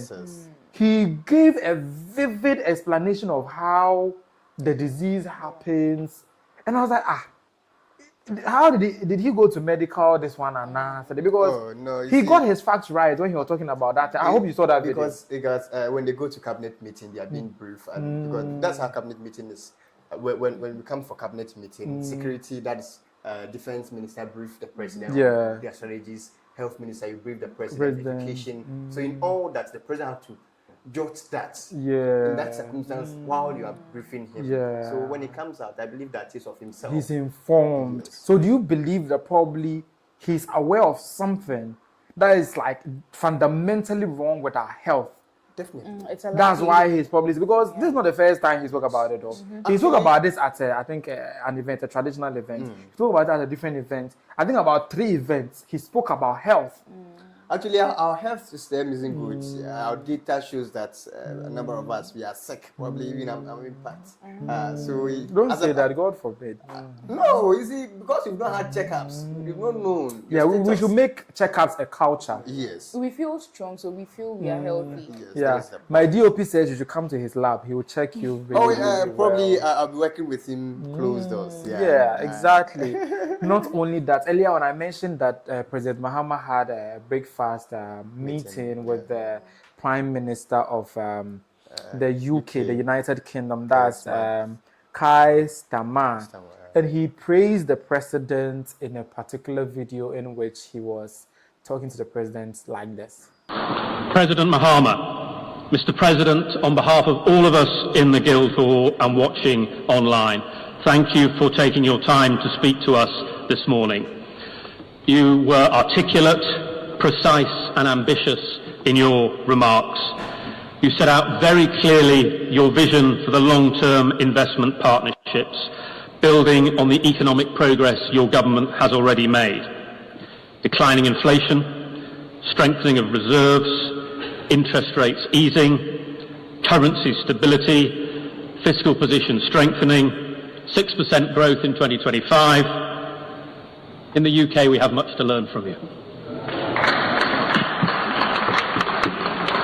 The key themes that you developed in your remarks were absolutely spot on. Added value investment, the industrialisation of agriculture, infrastructure enhancement, both key transport routes, but also the AI strategy and the digital economy, creating opportunity for Ghanaians, particularly with added value industrialisation, and a passion that I know you personally have for the 24-hour economy. And if there's any way that we in the UK and investors can help and facilitate the acceleration of that, we'd be delighted to talk to your team about doing that. The importance of a predictable investment environment, but also the mutually beneficial partnerships. Africa is a... Okay, so as you heard right there, he said, and I quote, "In the UK, we have much to learn from you, President Mahama." Like, basically, when this video was playing, some facial expressions that I was seeing, I hope I would have snapped them and pasted them on the screen right now. Because the Prime Minister of UK, Keir Starmer, is saying they have a lot to learn from our president. And you people are doing your face as though he said something. He's learned he said the 24-hour economy, the strengthening of the fiscal discipline, the inflation. Yeah, so you should be happy that he's saying our president is doing well, and they want to learn from him. Yeah, we are all happy. We are all happy. Or because they didn't learn from your government, you are. You see, I had wanted to even ask you. He said something about digital. Infrastructure development. I was asking myself, is it about Abobo lands or what lands? Abobo lands. Yes. What is that? What is Abobo lands? Oh, recently when he commissioned this kind of, is it ambulance or health career something or something of which, Is it the water? So those tricycles that are supposed to help health workers, you are calling them Abobo lands. Come on. I also heard. But it is the only good thing about that, I believe, on the day I saw was the fact that you could call the doctor for the doctor to also give you advice and all that. So for that, I think I applaud him on that. But for procuring that kind of tricycles in so-called Abobo lands, wasn't the best. And then about the 24-hour economy, which economy? The Prime Minister was very happy to hear of that vision. No, which economy is that? The one that he presented to the Prime Minister of the UK, the British Prime Minister. Do we see it here? He said the vision is excellent. The vision. And looking at what he presented, the vision, even they have to learn from him. The vision he has spent one year. Another half year. You are an account, right? You are an account, right? Oba sheja eche jaria. No. I mean, in this matter, we in this matter, what is that 24-hour economy? It's coming. It's in the pipeline. I think in the afternoon, I came to town to do one or two things, and then I saw a place being cleared for. I read on the side post was 24-hour economy market. What is this? Where was that? Go to Boiti. So they want to build a market there that operates 24 hours. It's a good thing, isn't it? It's a good thing. Why isn't it? Can't we make the market itself work 24 hours? The current market. Yes. It doesn't have the structure. It doesn't have the security. What kind of structure? So they need an enclosed space that can be able to... What enclosed space? I don't believe so. All that we need to do, employ more of our Ghanaian youth who wants to get into the security, deploy them to the places that we believe that these are markets that can be operationalized within the dawn, and then our road system, and then I think today I even heard the by letter. I heard the Minister for Health, that's Honorable Mintakando, has suspended the CAF. Yeah, Confanoche teaching us because the emergency unit of Confanoche returned patients. They never returned patients. There's no. They've been directly given express orders that whenever an emergency case comes, find a way to treat the person. No. This is a political statement, and we must be clear on it. iChris, it's a political statement. But we are digressing. You see, that issue is a bit controversial and stuff. I'm connecting these things to it with the fact that we are constructing 24-hour market, or we want to have a vision of 24-hour economy. Where now the present mind is now turning into market. Meanwhile, I said economy 133. Where's that 133? It's yet to roll out. Have they rolled it out? No. So me that I'm playing the devil's advocate, I can see they are taking their time. With time. In order not to hastily implement a policy that some people hastily implemented a policy that turned our secondary school into red, gold, green traffic lights. So you mean it didn't help? If it helped, why did you mop up the whole thing and went back to the regular stream? Who did that? Why would you stop a good thing from continuing? Who did that? Over time, you faced it out because it wasn't helping. Gringo. The Gringo thing that you were doing. Over time, didn't you face it out? No. You see, we had a number of schools still. The truth of the matter is that you hastily implemented a free SHS this one, and it backfired. It wasn't hastily. And he doesn't want to rush into it, and I don't know it will backfire. And then if you don't want to go into that, and then you are not even employing our security, like more of them. Because listen, when he employs them in just like I can say wholesale employment, a lot of woodlumps will end up in it. Forget about even employing them as wholesale. The market you're talking about at Boite, it's people who are still going to be employed. So definitely, it's a win-win for us. Yeah. And if we don't appreciate it, and the British Prime Minister Keir Starmer is saying he appreciates such a policy, why are we bad-mouthing it? No. It's something like, you see, during this meeting, the finance minister said something of which the Agric minister was quite shocked in a way, looking at the videos and then during the time. Why? Because the deputy finance minister was talking of they given some kind of money to the Agric ministry to perform whatever they need to perform, of which in return it wasn't so from their side. Meanwhile, I think today by news that I've seen from Joy News, some kind of transaction from the Ministry of Finance to the Ministry of Food and Agriculture. And so it was in the pipeline and he announced it there. What's wrong with that? Is it not in a way as a crime? Like he lied? Yes, he lied. So, and you're reflecting. No. As we are saying, no moment, we hit your account here. How do I trust that process? Do you know that when you send money via bank, sometimes it takes a day or two to clear? No, when it doesn't clear, it doesn't mean that I haven't sent the money. Basically, that's international banks. That is when you are here in Ghana, you want to transfer money outside, of which I know. Maybe they too, their government money need to. No. So we must be clear on it. If someone send, a young could do if it doesn't hit the account of Ministry of Food and Agriculture. We don't talk of it outside. But then again, he doesn't work alone. What if his people told him he probably signed it? So you mean the minister never verified before he came to give us? The thing is that he's working with people, and he cannot just be. And the information they give him. But I know very well. Ministers will confirm. Are you sure it is in? Because that was a very big platform, UK Summit. It wasn't just a small platform. So meanwhile, it is not so. The person you are talking about, his ministry, is right beside you. So So you are just trying to say that they get in this settings and found fully. Certain the government. But taking us back a little. I mean, you talking about this whole 24-hour economy something. Yeah. There is no way a mother who owns a space in the market would give out her space in the evening and pack everything to the house. I mean, that's actually work. So they'll have to find ways to be able to fit that 24-hour economy. Do you get me? Let me give you an example.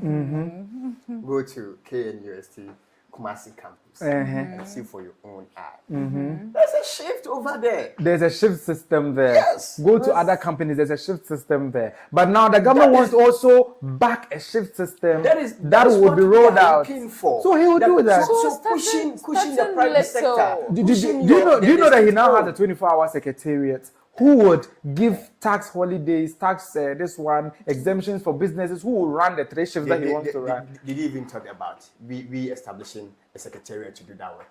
But then you need a body to handle it. You cannot just stand there. Money being spent on them.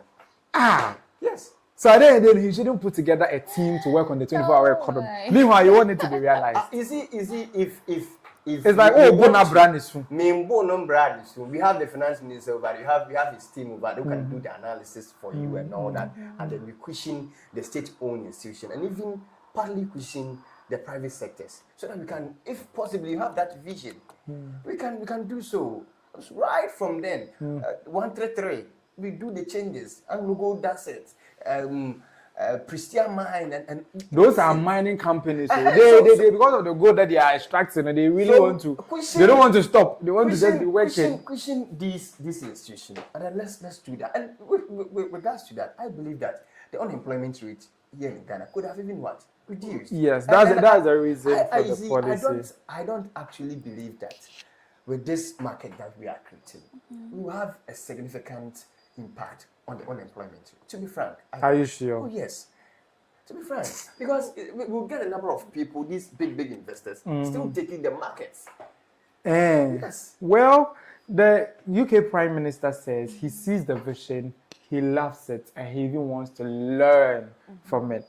You may disagree, but Mayra, I think you agree with the UK Prime Minister. Well, in a way, politics is just not my thing. So you guys, don't. Yeah, no problem. Let's go to. Before you go, with this policy, UK can even adapt it and become better than we can. Yeah, because they have the wherewithal, they have the money. Yes, they have it. It's our mindset. It's not about the money. So I think yeah. Let me read some comments on YouTube. Apparently, I jumped the YouTube comments during the Hajia4real case. And since some comments were here, Wooded Echo was like, Saba no humble the person before. Like, how will you say broke is better than crime money? I told you. What is Saba? I don't know. Saba no humble the person before. Like, how will you say broke is better than crime money? So he agrees that crime money is better than broke. Meaning he's aligning with George. Yes, that's a Wooded Echo. And then Susanna T. Rim is here to say you just got 1 subscriber. Thank you very much, Susanna, for subscribing to us. Do also always check out our content and also drop your comments in the comment section. We'll read them out during the live show. Wooded Echo is also back saying, God bless you, George and Mayra. For you, iChris, keep on hating Madam Hajia. Why? So you people, you found a common ground in which you were on Hajia side. Sure, And me, I'm the outcast here. Me, I'm playing the devil's advocate. How many times do you want me to say it? Oh, I told you Hajia is my home girl. You see that thing? Sure. So me, dear, Hajia, I don't hate her. MJ, listen to what iChris is saying about your woman. If MJ was here, the things that he would have said, yes. he will support this woman and still come and be doing messaging. Leave him. Who did they call again? She's been employed. Why? By RNEQ. I take my blessings back for Mayra. Sir, you are part of iChris. So when you came and said, you two, you are what you at the point you said something, and then taking the blessing away. I asked what she's doing to get that money. Get that money, yeah. And according to who did they go, she has been employed by RNEQ to do what? Bedmatics and I say Juma Bed. No, that was why I asked the question. I mean, this is to what's his name? Wooded Echo. Yeah. That was why I asked what she's doing. We want to know her source of income. Why must you know? We've known her to be so it doesn't matter. a romance scam. Scam. She's been convicted of it. It's okay, take it as such. We are doing whatever we want. So now we to want get to our know money. where she's getting the money money from. Don't know. And she's getting it from RNAQ. And who did the great say So she's employed? Yes. Employed to do what work? If he's saying she's employed by RNAQ, what work? No, it's okay. HR. She's the HR. HR of RNAQ. Yeah. Or personal bedroom assistant. HR. This is HR. Ayo. We know they go again. Say women know they like women unpack. So then you that they are driving it to you. You see, I said from the beginning, if he's saying that, then he's wrong. Because from the beginning, I said there could be a reason why she brought out that post. But then again, I was asking what she's doing now. Not that I'm against it. I mean, that's why I said there's a reason she posted that. Because she wouldn't just come out for no reason to just post something like that. Come on, there's always women supporting women forever. It's a go girl thing. It's a go girl thing. Abigail Anderson again. Why do you build a new market whilst you have other ones that you can work on? So you see, that's why I was saying, you just don't. These ones have been in the system, and they run a system. They have ways. That's why even when you go to, I think Makola and some other markets, they have the market queen. She runs the place everywhere. Okay, so yeah, it's literally everywhere. But I was just using that as an example. So the market queen who runs everything. She tells you, we come at this time, we close at this time, you keep this here, you keep that there. She gives you your space. You don't have to litter around. All that, you get it. So you just can't go and then pick up how they are used to. When you go there, they will resist the change. They will resist the change. But you see, it's 1.5 years now. If you had wanted to start, you would have started. Yes, listen, Kutu. But then again, you see, we Ghanaians want to see something before we actually agree. So when they see it's working, they would adapt to. Yes. Let me use KDTR market. I think it employs about 1,000 or so. Yes, people, and we've given them timelines. Let's say at a goal, 1,000 people have occupied the space with a less fees. That means in a day we are having about 3,000 having businesses or jobs at the same one place. And I believe it's a very good idea. 133 is a very good idea. But how we are... Do you implement it? Yes. So your problem is the implementation. Yes, and I believe and now they are taking their time to properly implement it. Then they are building markets. They will start from the market. Then the next thing is a shop. The next thing it's a... Let's see how it goes. Let's read the comments. As she said, let's see how it goes. Whilst our president was in the UK touring, talking to diasporans, having town hall meetings, visiting watches shops and whatnot. I don't know why I'm not centered, even though I'm giving a new topic. Whilst he's doing all those things in the UK, his own country, the capital town or city of the Ghana that our president is submerged under the rainwaters of this June. I think throughout May through June it's been raining, and in June it took a whole new turn, and he was questioned. Mr. President, are you aware of the flooding situation in your country? And he had this to say. The flooding in Accra is not an engineering problem. It is just a problem of indiscipline. It's not an engineering problem, it's a problem of indiscipline. We have drains, and everybody says, why don't you do sealed drains? But the problem is when we do sealed drains, people drink sachet water, they eat papaya in those styrofoam plastics, and they just dump them anywhere. And these plastics wash into the drain, and they go and block the drain. And so if you have to unclog the drain, you have to remove all the drain covers and clean it out. You clean it out, you cover it again. In the next 3, 4, 5 months, they have clogged again. But that is not even the major problem. The major problem is the location of Accra. You have the Kwapim mountain range, and you have the Atlantic Ocean. Before people came to Accra, you had the Lafa stream, you had the Densu, you had the Sakumo stream, you had the Kole stream, you had the Odo stream. All of them were rainwater that falls in the mountains that flow through to the Atlantic Ocean. Then you come and build a city in the path of those streams. What do you expect the streams to do? And even if you build, leave the causeways. If you come to London, you see the canals in the city. If you go and build a house in that canal, where will the water go? It will go back into people's houses. Unfortunately, Nanan Misramu, our traditional rulers are selling plots in streams.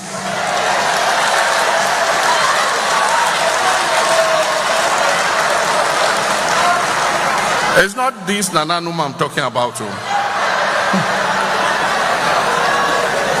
We have places they call Ramsar sites. These Ramsar sites are wetlands. And they said that migratory birds come from Europe during the winter. They come and spend vacation with us in Africa.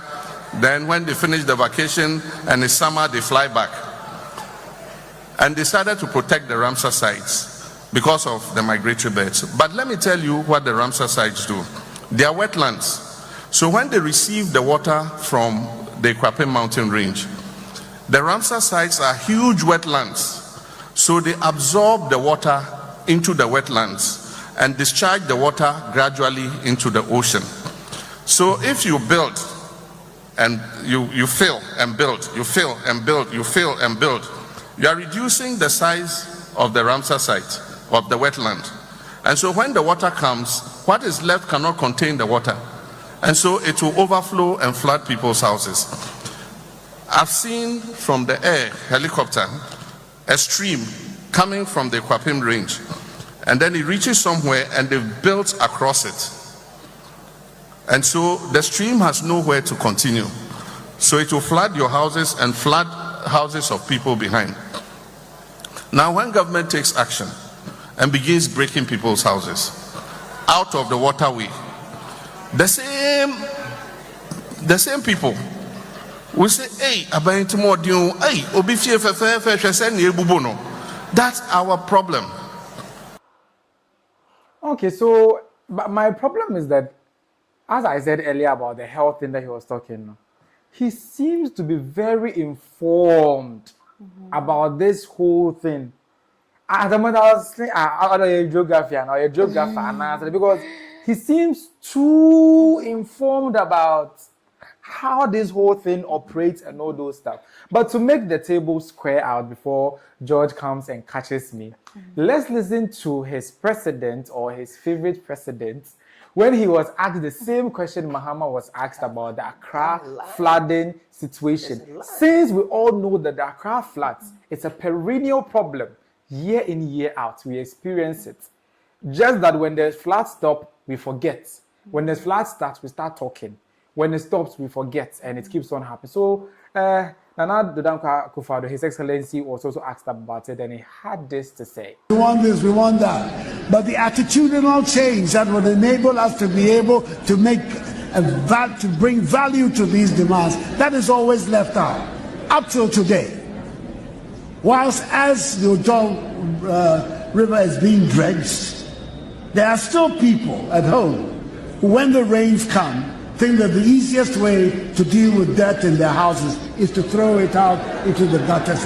Those things have to come to a stop. We all have to speak to each other in Ghana to bring those things to a stop. Because if we don't, no matter the investment that we made, at the end of the day, we'll be back to square one. And I'm not prepared to spend your money in that way again. Wow. So you heard him. He took a different stand on it, but effectively the same. It's a behavioral problem. It's raining, and the only thing the Ghanaian can think about is to throw his or her rubbish into the water that is flowing. In fact, my next video, you just need to just watch my next video and judge for yourself what kind of mind was put inside some of the black men their head. Me, my own idea, they didn't put that kind of mind in it. But I'll never do this. Take a look at this.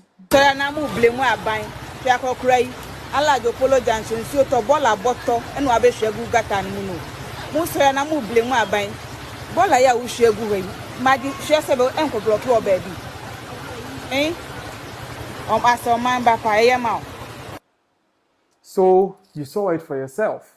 Both two presidents of the recent years have said it. Our behavior is where it all starts from before it trickles down to the rest. We've always been saying it's an engineering problem. Current president just extensively explained how it is not. The whole city is built on the way water is supposed to pass. They've reserved particular places where water are supposed to pass and get into the Atlantic Ocean. You said the place that the water will pass now. And one me see me 3-bedroom nice house, no penthouse, no. Now the water comes, submerges your house. Government is to blame.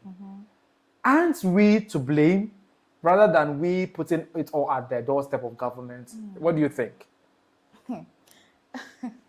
While the videos were playing, I had in mind, I can remember back in senior high and junior high, you tell someone not to litter, and all they tell you is, what do you expect the Zoom lion to work for?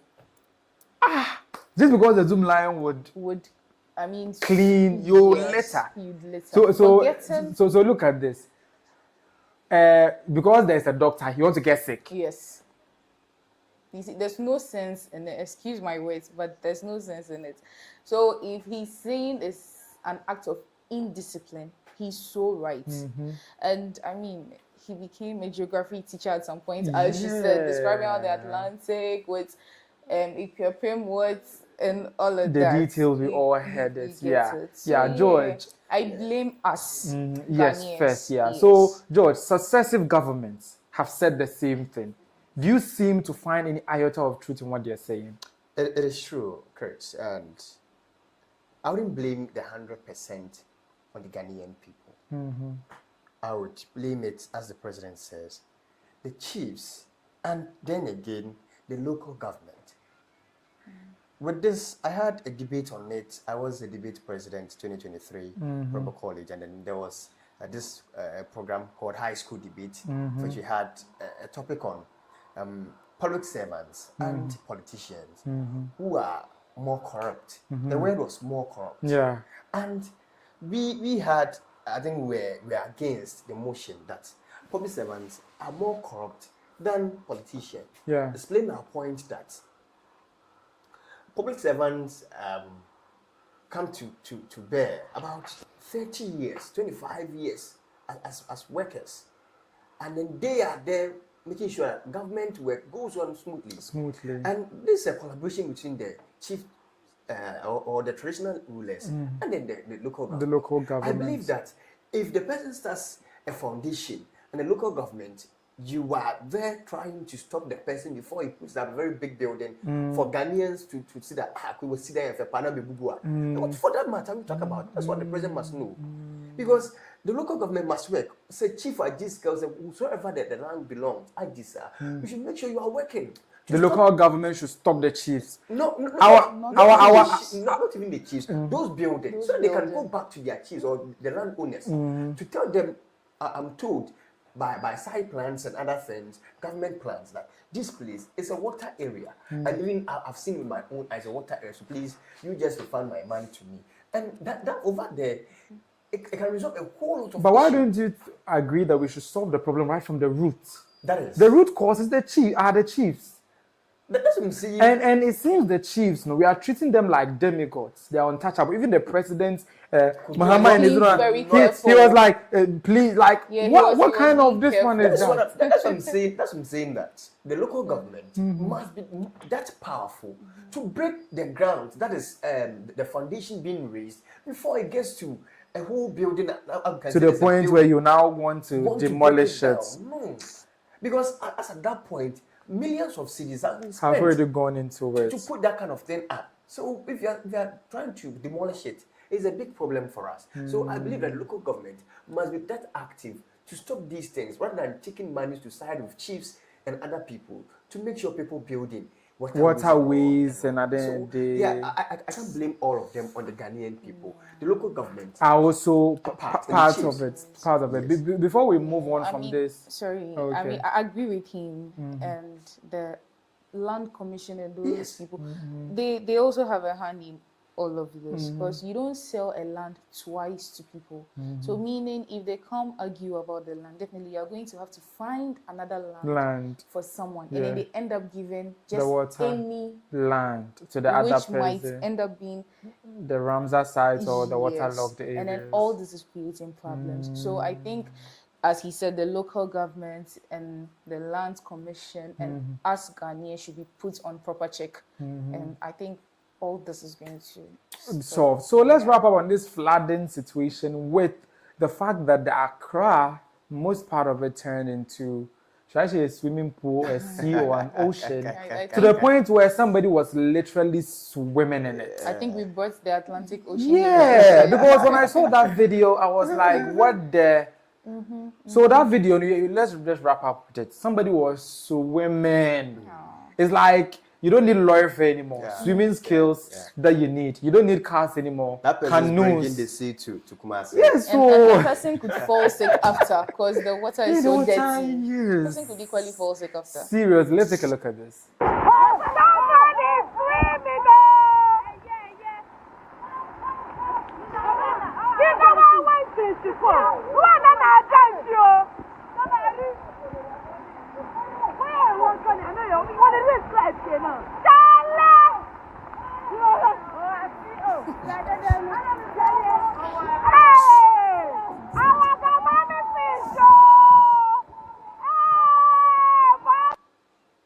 Like, you can literally see that he was swimming when he got to the shore. Like, use it because at this point, it's actually a sea. It's a shore.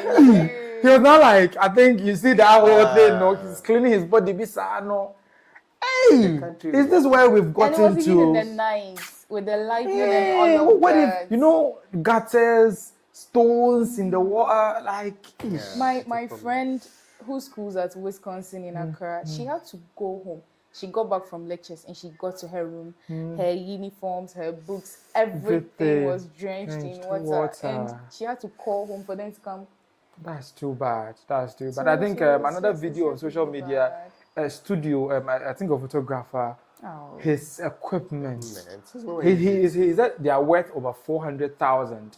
And considering somebody that I know everything about production, I know it can even be more than and according to he bought them over 10 years because most of the equipment these studios use has value now. And he said he went to town or something. When he came back, most all of them, the lens, the cameras, drenched. How are you doing? And you couldn't really see it. It's not as though he's saying it. We just saw it. No problem. That's what the former president said. he's not ready to spend. That was where I was very happy to spend our money.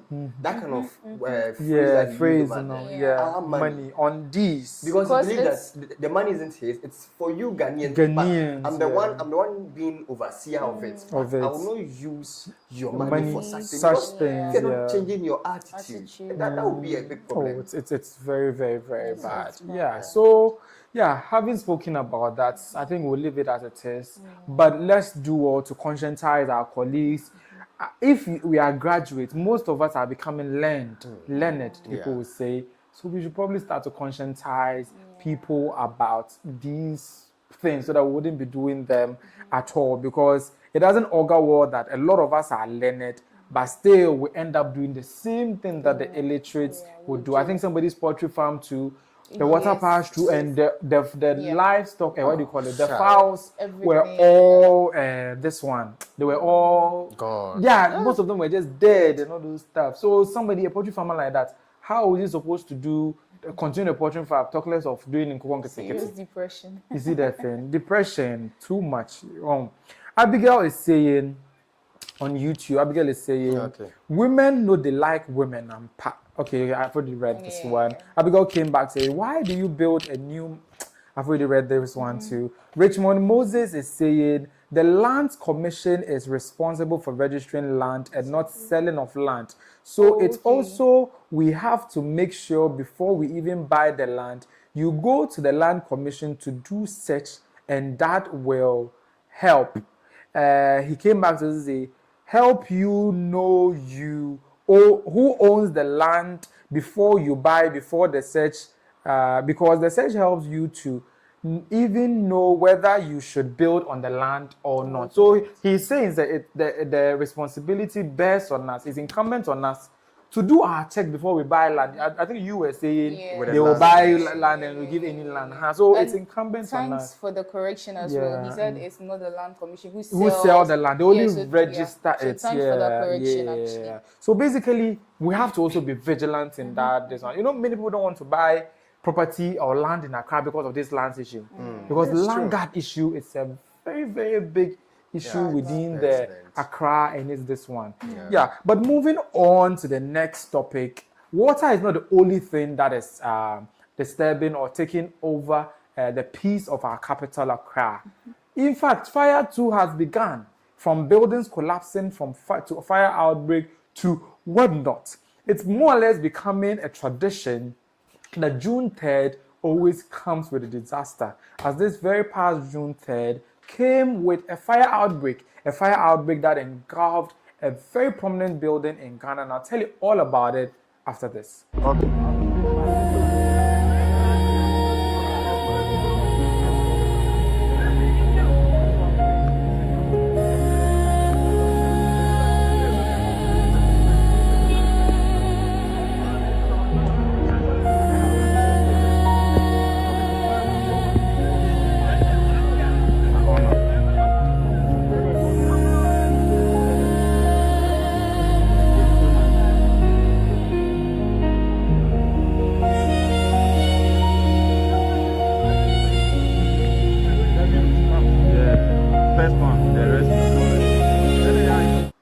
Okay, so as you saw right there, that's the Accra Central Police Headquarters annex engulfed in fire, raised in fire on the 3rd of June, I'm told, So it's more or less like, you remember the June 3rd disaster at Circle, which claimed various lives. Apparently, we haven't learned anything from it. 10 years down the line, I think it happened in 2015. No, I think it's 11 years. 11 years down the line. 2015. Something similar is happening. A building collapsed. The Accra Central Police Command annex was engulfed in fire. Basically, a whole lot of disasters on June 3rd and even subsequently too as well. The fire service people tried to put it under control, and as usual, citizens were very, very skeptical that they are not doing their job well. They are not. Basically, we were blaming this one, the Ghana Fire Service, but they didn't know that the Ghana Fire Service are not ACON, so we cannot put the blame on them. One Okada driver or delivery man came and said, Fire Service was running his mouth that the fire service don't have water. Now, guess what they did to him? The fire service people, they said they cannot come risk their lives. So they told them the way that the rain is raining, there can be flood, there can also be fire. So they should remove their gas cylinders from the homes. These people with their coconut head said the gas, Afi Janisha, Mina Minko would explode. Now me come. But basically, let's take a look at this video before. Jainu. Oh, na usubia na uye ya. Na usuye ya. Dia na usuye ya. Hwe edieni. You concentrate here. Concentrate here. Bie. Oh, Jainu. Oh, what is this? What is this? What is it? Oh, what's your idea? Master, oh, driver. Go to. So what is all right there is that what is that? They are fighting fire. Instead of you to shut up and admire them or say, oh, like, you know, sometimes moral support or something like that. Yeah. The average Ghanaian fire service for no. Or master, or like you haven't you guys been hearing this thing? Always when fire service people come and they run out of water, somebody will come and be bashing them as though they are supposed to have an ocean of water in their in their car. Yeah. This one day he wasn't like when he was saying it. The original coordinator of the Ghana Fire Service was there. He dragged him as you all saw, and that happened. But your thoughts on this fire incident and all that transpired? Yeah. I think Chris, this issue is pertinent. It has been with us. And this is a whole police station, a unit of the IGP. I think it is an S. So definitely it's the same as the main one. So an office of the IGP. And the question is, what happened that brought about the fire? Because if it was an ordinary home or something, today is 5th. Right, I would have come out with the cause of fire or something. Why is it that we are not having it by now? Yeah, it's slow. Yeah, an inquiry should be launched into it because we should for all you know, it's a targeted fire, and it's also June 3rd. If you say that, then you are trying to side with a presidential staffer. I don't want to go I didn't say that. I'm just playing the devil's advocate. But you know, it's a problem that we should all adhere to when fire service personnel are talking about it. Yeah. And the police themselves are talking about it. So whatever caused it, I think by now they flint from it, and then I think it's going to cost the country millions and to bring up to build that place. And it's sad. We should not be political about these things. Yeah, and I don't think people are politicizing it, are they? Yes, that's what I said. The presidential staffer says something of that sort. Let's not even mention the person. Your thoughts before we go. Fire, water. At the same time. So it's possible the water with the lights can cause this. That's a possible cause. But that does not mean they should be doing so. Hey! You continue. I was just prompting you. I actually didn't think about that. You see the way that he was able to chip in the thing? I actually didn't think about that. You people, we're coming to talk about you people, though. You just be there. You just be talking about those. Land, then we'll take some entertainment this one, then we'll move forward. I was just trying to figure out what could have caused the fire. And she's saying fire, lights is not a good mix, and it can cause some sparks, and it will cause that. So moving on, Ghanaian, no, this is not a Ghanaian. Nigerian content creators, they are popularly known as Pella and Jarvis. They came to Ghana and apparently they had their engagement, and now they are set to get married. I'm shocked. I don't even know what happened. The last time Pella was in this country, it was all over the place. Everybody knew about it and all those stuff. But this time around, he just sneaked his way here to the, I think, La Palm Royal Beach Hotel. Did a proposal to Jarvis or Jadrolita. She's the same person? Yeah, that's the same person. So at the end of the day, like, it took place like this. And I'll be so much happy if I can hear the answer when we used to forget. So we are doing that.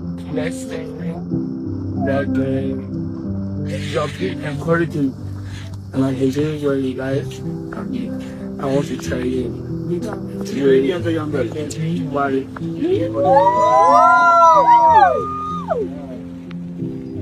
Just take it like you know this boy.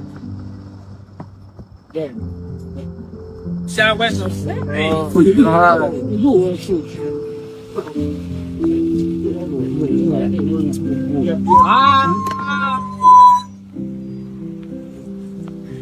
I love you. I love you. Don't worry. Yes, marry. Okay. Keep like you.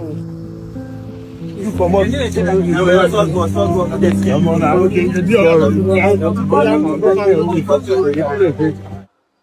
Okay, that is Habib Hamzat, popularly known as Pella, and his longtime girlfriend, Amadou Elizabeth Aminata, also known as Jarvis or Jadrolita, as I noted earlier. But my big question is, have we reached the point where kids are now getting married? Have we reached that point where kids who are obviously immature are getting married right before our eyes? I think with the way that things are going, this time around they will get married. But have we reached that point where we will witness kids getting married? iChris, when you say they are kids, They are. How old are they? Look at the proposal. They were fooling. I mean, they are of age. No, I'm not looking at it from that angle or lens. Obviously, they are all above 18 now, I think. Yes. So, of age, and they are off. But maturity-wise, I'll give that Pella boy 11 years or 12 years. All right. Jadrolita, I'll give her 9 years. She's better. She's really the mature one. Always controlling the man here and there. People are really going to say she's going to be the man of the house. But have we reached that point where we will be seeing things like this?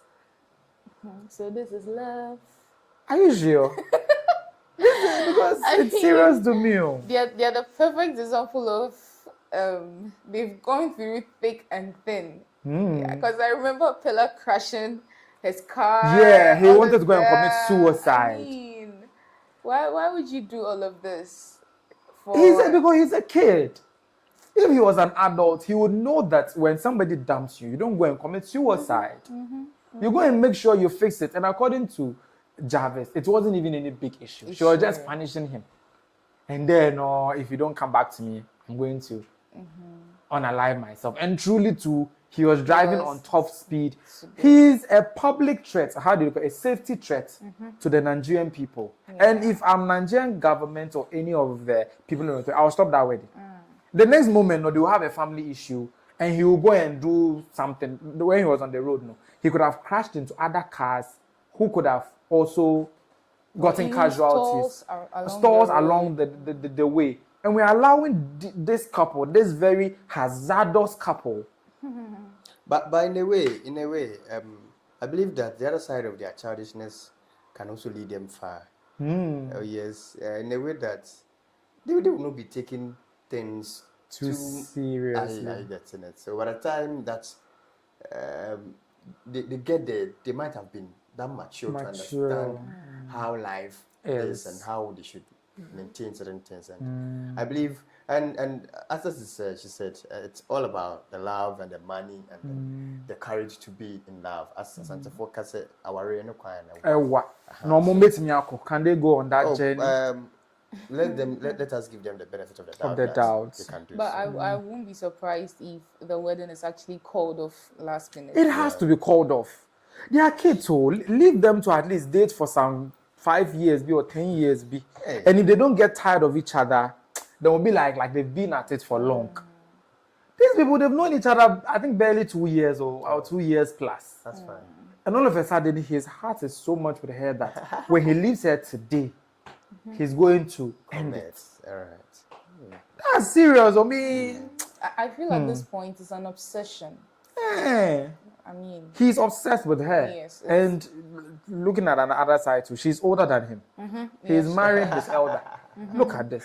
Oh, but does that matter? It does. Age is not just a number. Our former president and Kufuor. Yes. Well, and you saw how it happened. The woman went before him. So, Alice, if only they can maintain the kind of thing in the marriage, yeah, with their childish behavior and that, I think they can go far. Yeah. You know, is it loving Mayra?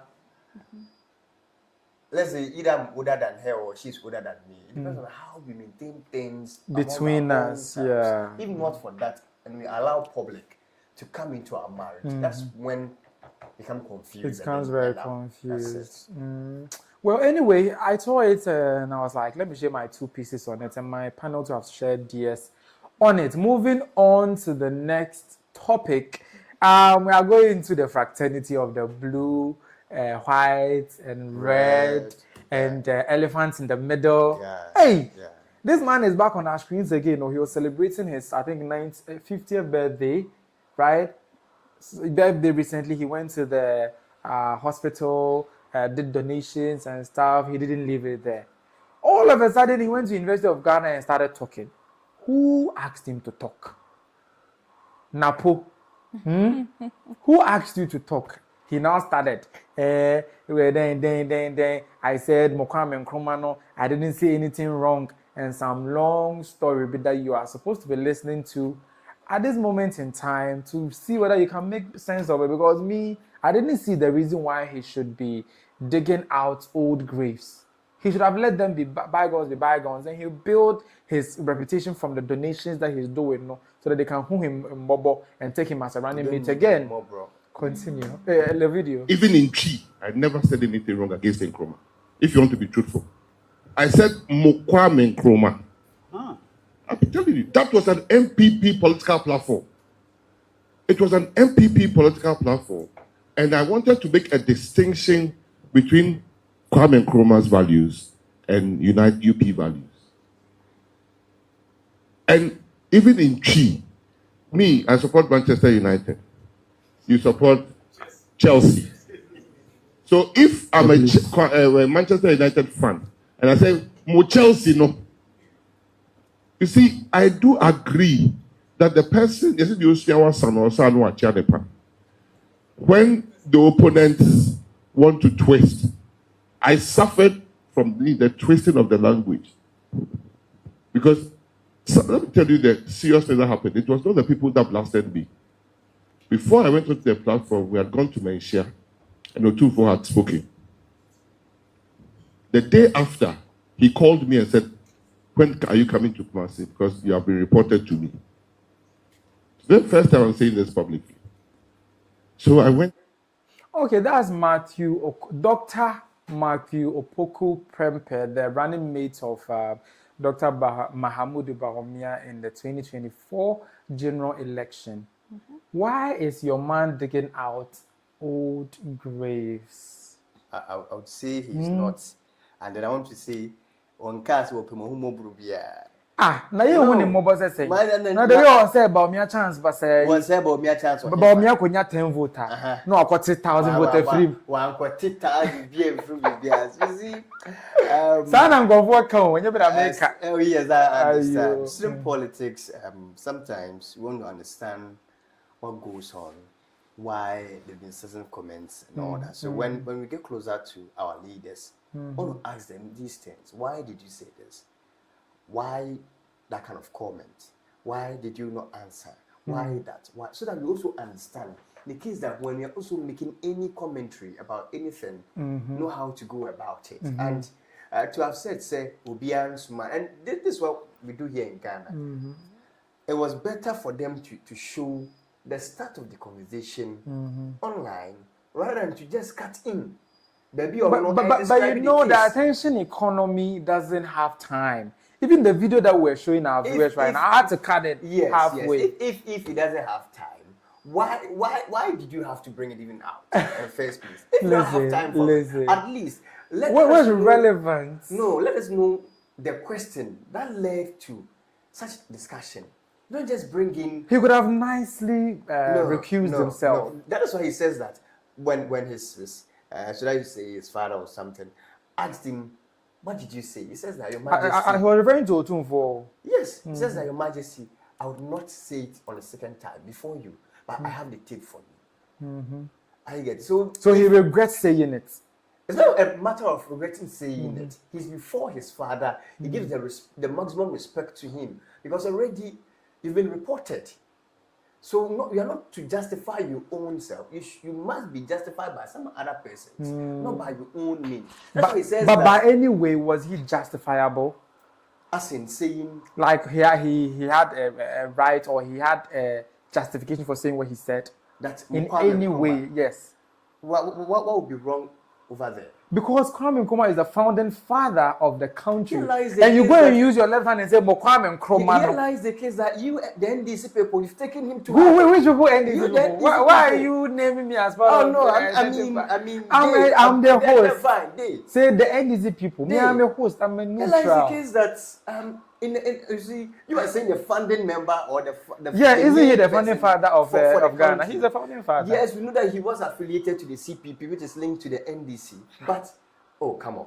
Hey! Come on. This is my first time hearing this. The CPP to the linked to the NDC and then to the NDC. Come on. We all know. We are all here. That time we know that UG is linked, UG and then what was the Freedom Party? Separatist movement. Also leading to the New Patriotic Party. Linked to the foreigners who was torpedoing our independence. We know all these things. But to have have that kind of feeling, as if meanwhile, you also claim that he's the only one who led the charge for the freedom of the country. Isn't it true?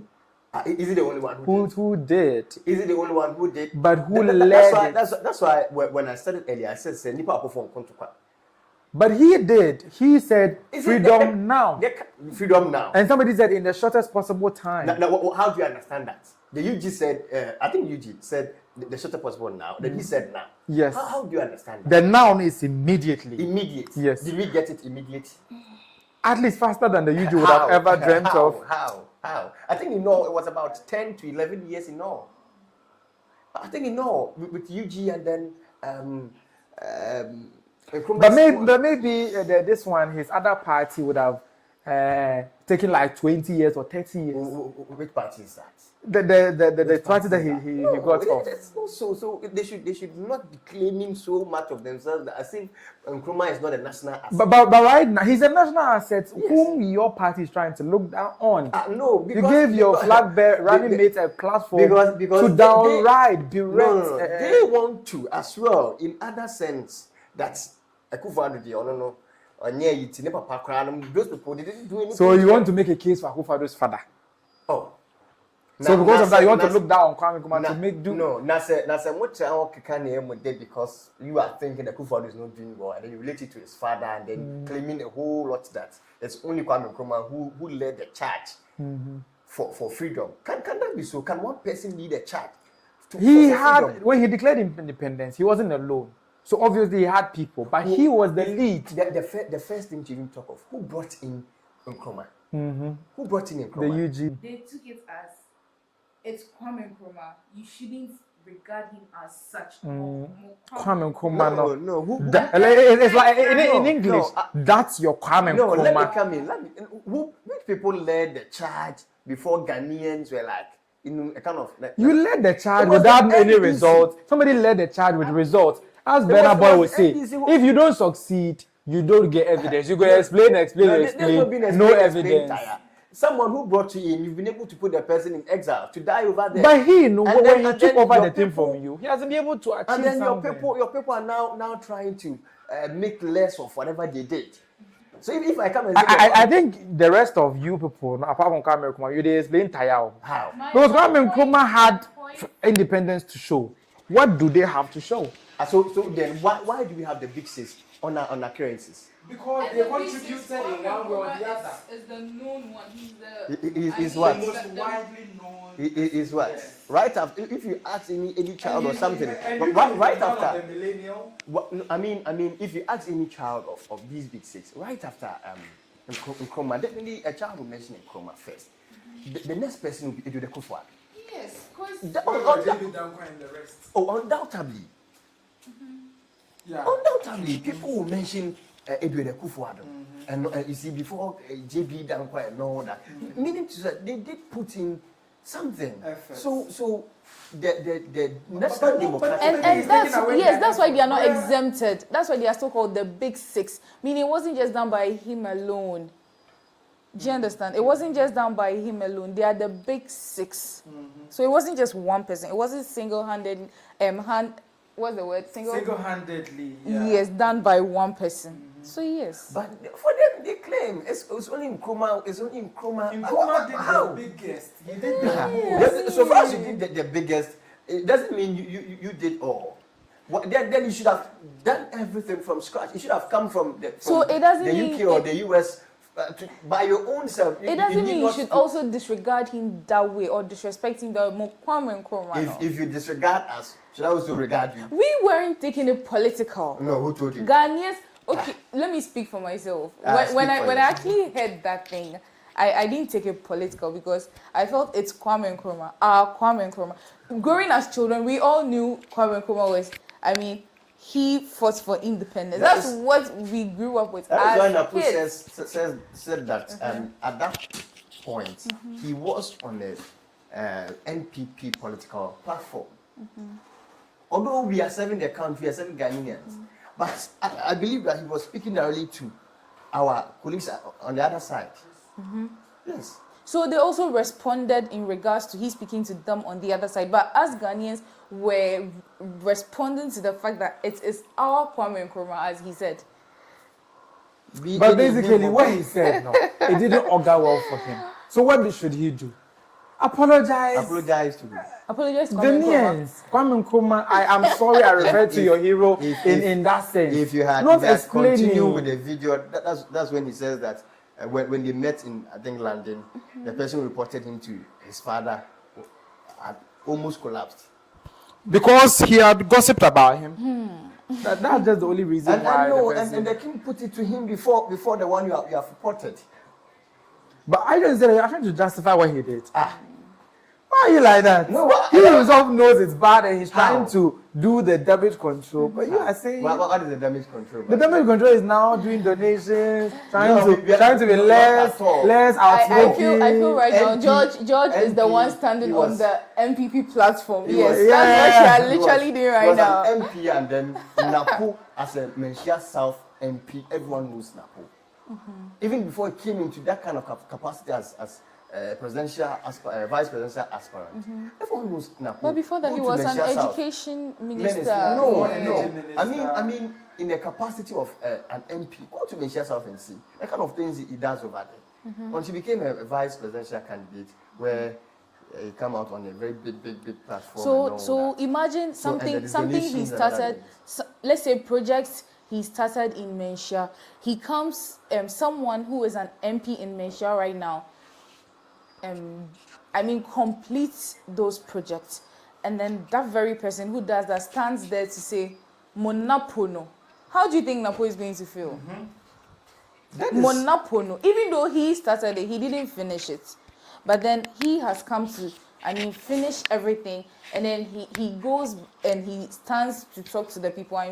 Address the people, and he says, Monapono. How would you take it? You will feel disrespected. Yes. And he even use his left hand to Monapono. Why you so? Oh, it's very, very bad. But basically, let's make some progress. The NPP have petitioned the AU ambassador over arrest of their people and all this stuff. Why? Is the AU the president of Ghana, ambassador the president of Ghana? Can they petition the president of Ghana regarding this issue?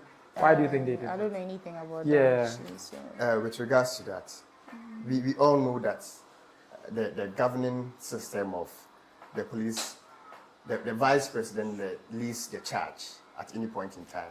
The vice president who leads the charge over there. So they are being affected by their decisions. And we have a party member also being on the board. And then we have the defense minister, who was still a party member, on the board of the police governance system. So whatever goes on is being also influenced by the vice president plus the president. So even if we petition, why are you petitioning the EU, European Union ambassador? Yes, because we believe that what is going on is too much. Why must that be so? And his petition, they are petitioned on the back of characters like Abronye, Mahama, and Amina. When former president, when he was now president, when he was former president, these were some of the words that he used to say, and then which words? Oh, come on, we all know how whether should I say jovial or example. President Mahama was during that time or something. How disrespectful CEO of Good Board was, communications minister was. Did any of them ever call a judge a political judge? So because they never did. They never called any. They were very circumspect in what they said. Listen, if he never called a judge a political judge, but he was able to call a certain president useless, how is that different? Somebody too called somebody the incompetent Mahama. Your own president did that. So it means that political jobs are normal, but the moment that you compromise a system, a whole judicial system, say political judge, political court, you're undermining our judicial system. The system will take you up. There's the difference. No. That is why me always. Was Nanado arrested when he called Mahama incompetent Mahama? So why would Mahama be arrested if he say Nanado is useless? They are only exchanging words. So why is he arresting us? And being incompetent equally means being useless. So why is he arresting us? So that is why is he arresting us? Who is arrested? It's the judicial system that is telling Abronye. Come and explain to us where you met as being political. No. If you believe that it is an exchange, who sent Abronye to court? It's the the judicial or this one. They sent Abronye to court. The state prosecutor did, but then he did it. Where is the state prosecutor coming from? Oh, you know how state prosecutors work. No. They work to protect government systems. Don't make it look like the government who sent him. Don't do that. Don't do that. Even if you right now, as an MPP person, if somebody does something to you, the state prosecutor will come and pick it up and take the case to court. Does it mean that Mahama can? No. That's not what if somebody does something to you right now. It was the police who arrested Abronye. Is that what it is? Yes. Who gave the instruction for them to arrest him? You think the president did? How? That's something the composition of the police council is of. And then. But wait. But before we continue, let's take a look at this video. Let's take a look at this video.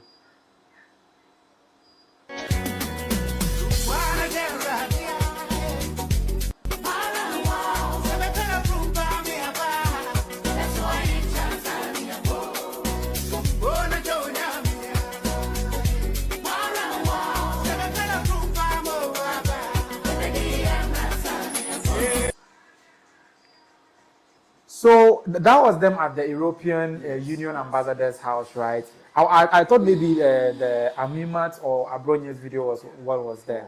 But basically, when you hear what these people were saying, I don't think you would have the moral grounds to defend them. And what is that? Should we play Aminat's tape? No, I mean, what? Should we play it? No, so you are please play me Aminat's tape. So man kujo Mahama maya wahu.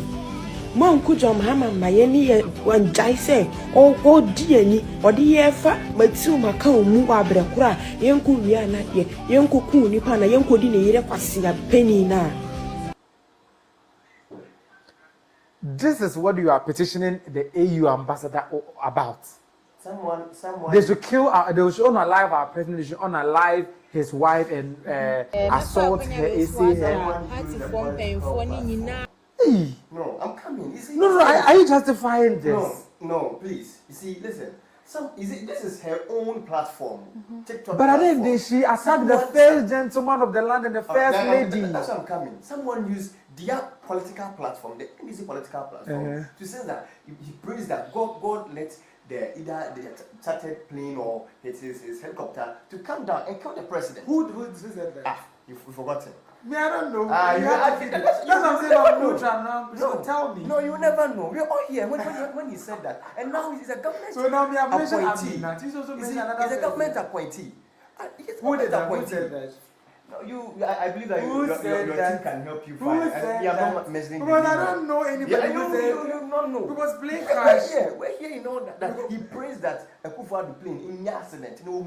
Hey. In this country, you are saying, hey, me, my phone is off. I would have shown you this video. Then now tell me the best you can tell. No. Then that means that it's not true. That's not true. It's not true. So if you believe that these exchanges if you believe it is exchanges, if you believe that it is exchanges, we should make it an exchanges, not to be arresting people and putting them over there. You see, but do you admit that what Haminat did was very, very what do you call it, treacherous? If that government appointee now, whatever he said was not that treacherous, then why are you then trying to speak against Aminat? You see, if it is bad, we should make it bad everywhere, across board. And we will understand this is bad. Let's put a stop to it. But an earlier ago, he used your own platform to say that you did not condemn him. If you did backdoor, I'm not mentioning that. You know, your producers know. Ghanaians know. Ghanaians know. I'm not political. Ghanaians know.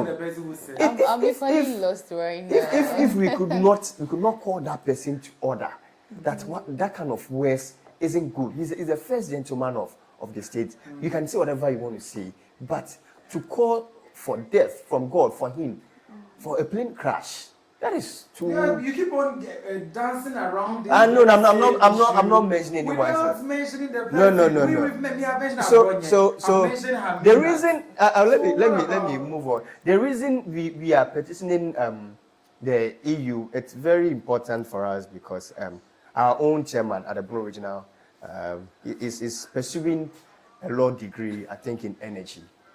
And I think he has just about a few months to complete, and he had to go there to complete it. And as part of his bail condition, the court is requiring his passport. That's Abronya. Yes. So that he won't flee, like the way Kenoverata has flown and we cannot fly. Hasn't he been here since he started his campaign about what the NDC government is doing? Isn't now that it's about fleeing? But I'm saying is when we left Kenoverata's passport with him, now where is he? And I'm saying, he had been here since your government came to power, or their government came to power. They are not flown to anywhere. But now that he knows he'll be convicted. Oh no. Treachery, anything like that. He can't. No. They don't want him to elope. No. But isn't it part of standard court procedure to request for passports? It's part of the bill, but at this point, the lawyers have made it clear to you that this is what he's doing. By October, he should be graduating as energy sector lawyer or something. So depositing his passport will cost him already as he goes to take his energy whatever and decides not to come back. How? Chairman Abronya. No, Chairman Abronya for the NPP. Oh no. Isn't it possible? That is why we are saying that the judge is political. You're saying he's political. Come on. Please, retract. Retract. Come please. on. Is the judge political? Come on. I don't know. Second court there or so, whatever. Please. If anybody chance on the video and come and arrest you, I want to how is the judge is political? Abdullah is saying, George, seriously, you shouldn't be saying that cry. You shouldn't be saying what you are saying. Which one? Like about Kwame Nkrumah and things. You shouldn't be saying that. What should I say? It's him. He's the one who gave us independence. He's not the one who gave us independence. That's what we must know. It is a group of people that gave us independence. And who led the group? If you lead a child, that means you did it. You are leading and you are known. So you mean those people they were not known? But still, not that they weren't known, but you shouldn't say. So okay, fine. I want to ask you a very simple question right now. We should go to the point. Let me first ask you this. We should go to the point. Meaning that you are leading, so there's no other person. Not that there's no other person. So if he had said more big six, would you still have defended him? So that's when now we start the new conversation. Oh come on! Why come on? So if you are telling me that Kwame Nkrumah is part, he didn't do it alone. It means if he had said more big six, you can't defend. Still, you would have still stood. And he never said it. He never said it. This is imagination. This is imagination. He has never said it. It's not about imagination. He could have said it. I mean, if he had. He could. He could. If he had, would you still have defended? Would you still have defended the fact that guys, it's getting heated. I can see her for defamatory. But let's lighten the mood. All right. Somebody was wearing a T-shirt. I think an NPP T-shirt. and he was confronted. Say, why will he wear the NPP t-shirts to do a particular kind of work? Me, when I charged on the video, I was very, very shocked. Is it that your t-shirts, when you give it to people, it's still your property or what?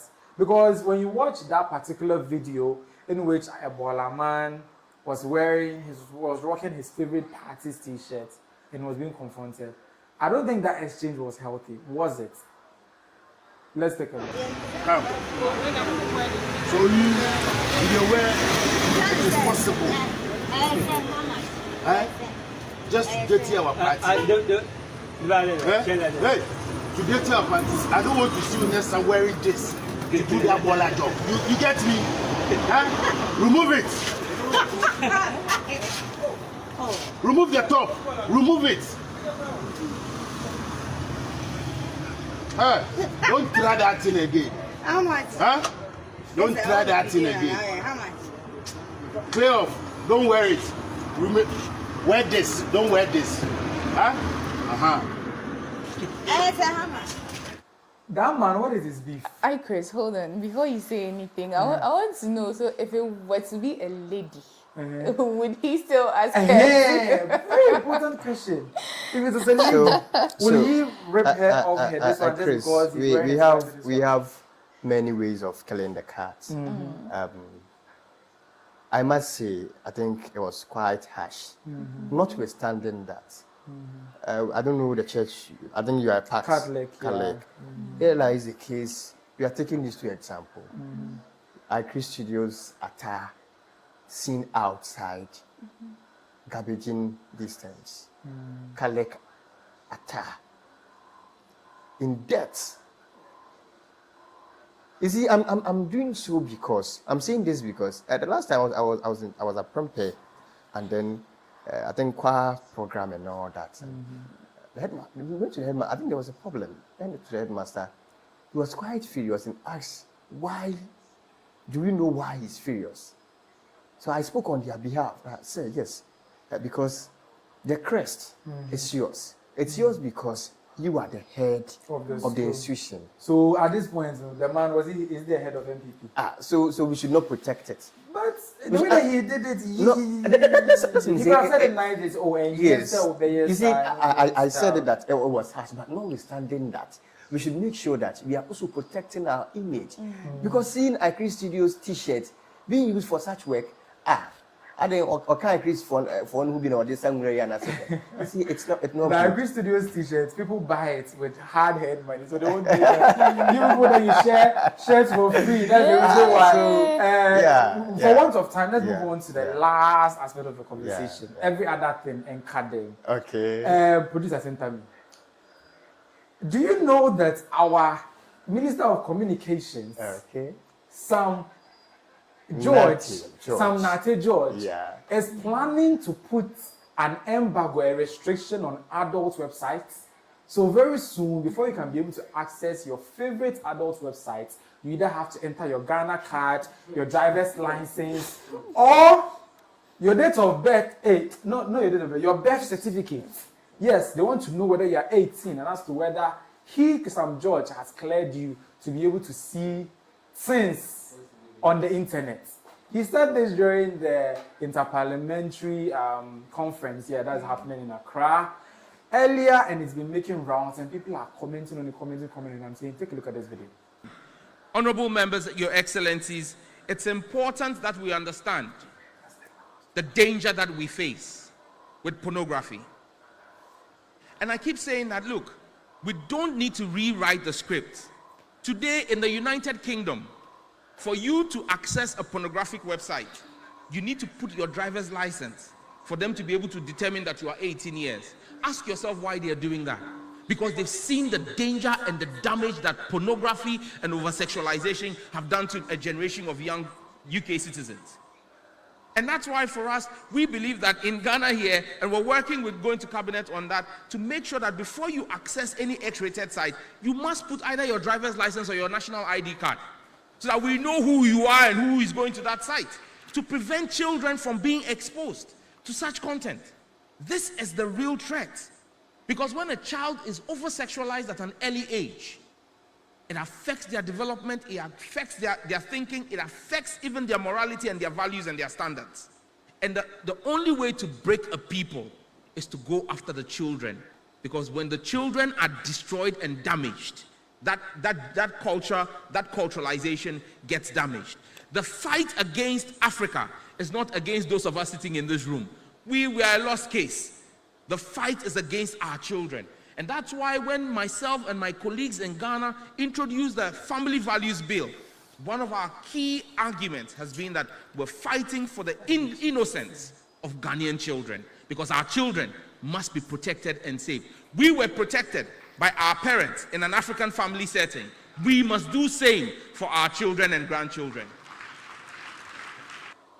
Okay, so as you heard right there, the next time, or maybe in the few months or days to come, you will need driver's license, ID card, voter's ID to access X-rated sites.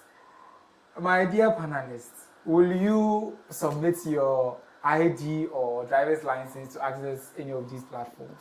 I don't know how to access them, so I don't. You don't even know how to access them as it stands now. Yeah, Mr. George, no one will do so. No one will do so. I don't. That means that when he does that, everyone will stop watching porn. If only. No, I don't think so. So how would they now watch? We are here in a country where we have been doing a cracks of apps and other games and all that. You are telling us because you've been able to introduce, bring your card before. I know, I tell you. And is it even feasible? And does our minister also know that Twitter, Telegram, have them like it's there? It's not a website. And the hot free. Does he know? Because this is not a website that you go to. For this, I mean, is that they talks plenty with a small work.